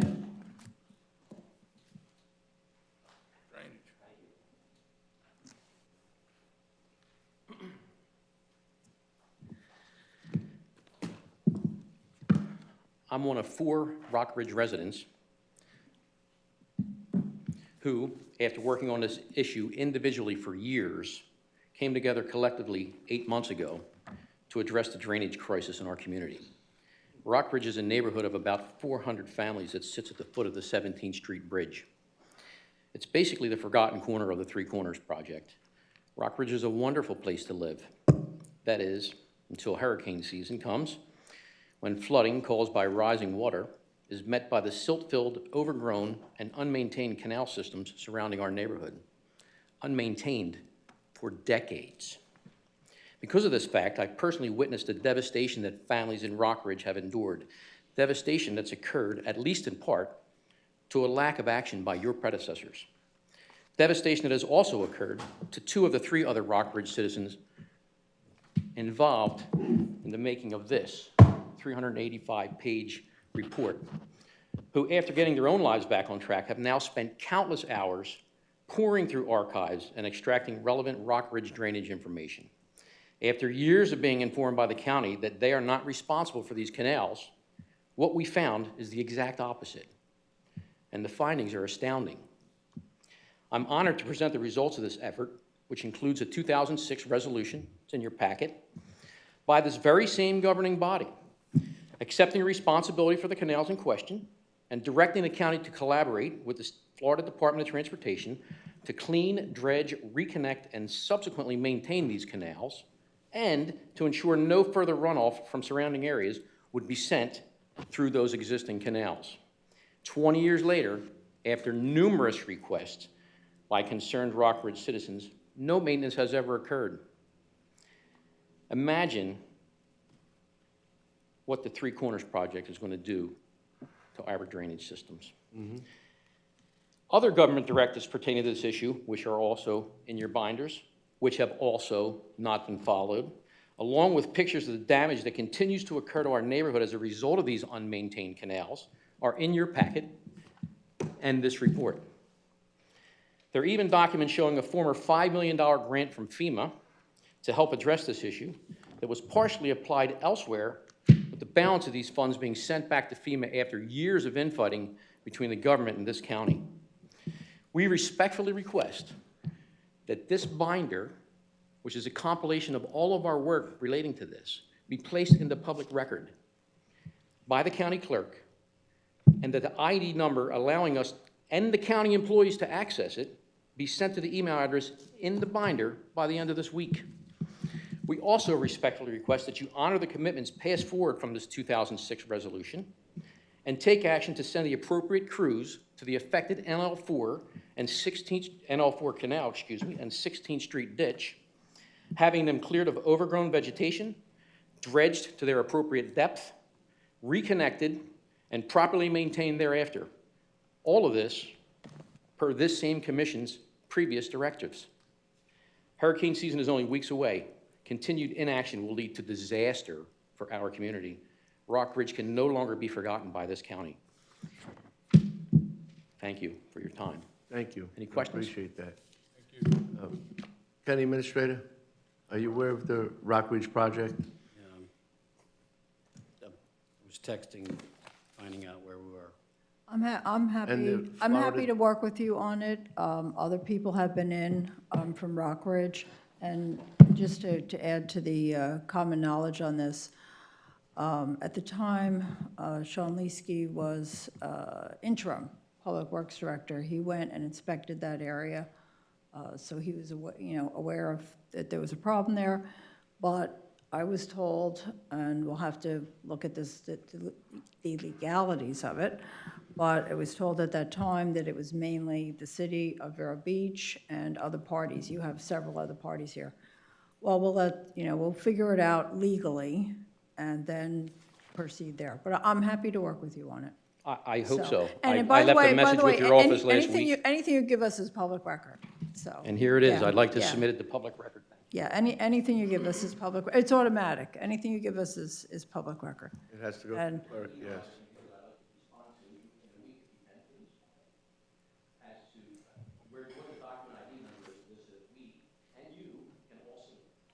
Thank you very much. Sir, so does this involve Old Dixie Highway, Westport Drive to 131st Street? No, sir. This is No, no. Rockridge. This is Rockridge by Miracle, closer, you're thinking Yeah, it's of my district. Roseland. It's- Yeah, it's my district, so I'm happy to work with you. Laura Moss. I left a message with your office last week.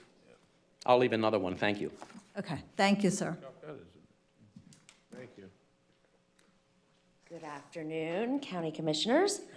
Thank you for having us here today. I'm Colleen Jennings. I'm a local realtor, and I'm also a previous resident of Rockridge. I want to thank all of you for your dedication to our community, also Tony for the very informative speech. I want to know if any of you have had a chance to visit or live in the Rockridge community ever. Yes. Well, as a deputy, I navigated the waters during the hurricanes of 2004 and distributed MREs, yes, and it had to be through sloshing through the waist-high water. Yeah. But Well, yes, I might be a little familiar with it. I also am familiar with the project that was done with FEMA and the pumping stations. And I believe that I have had the experience, and I believe that the benefit of the Fed to come in, to give us funding as well for those stations, that big, beautiful little center that's intended to ensure that we have the best in drainage may not be exactly sufficient. Correct. Well, I want to let you know that I have. I lived in Rockridge, and I will say that the people of Rockridge are some of the kindest, warmest, most welcoming people I've ever met. When walking my dog through the neighborhood, it was always a joy. You'd always be greeted with a smile, a wave, a genuine sense of belonging. It's the kind of community you don't forget. Unfortunately, my time living there was brief, not because I wanted to leave, but because Hurricane Milton in 2024 brought devastation to that area once again. Our home was flooded and left uninhabitable, forcing me and my fiance to uproot our lives and search for housing all over again. This is not a one-time issue. With every storm, every hurricane, the Rockridge neighborhood is left fighting for recovery. The flooding is persistent, destructive, and it's only getting worse. We are not talking about people with endless resources. We are talking about working-class families, some of whom have called Rockridge home for generations, who are left with picking up the pieces time and time again.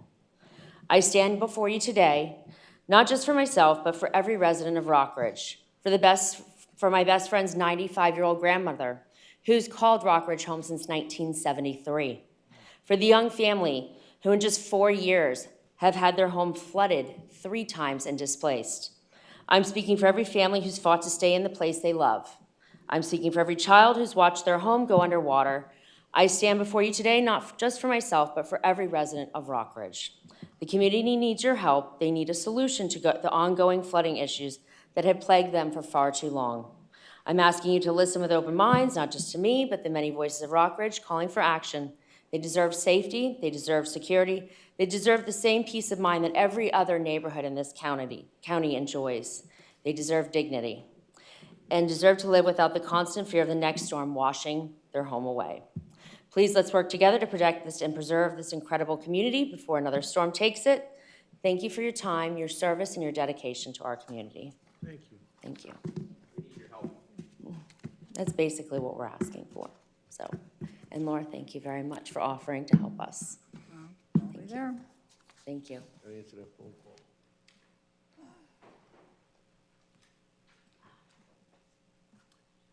Anything else? Well, seeing no further business to be conducted for the greater good, meeting adjourned.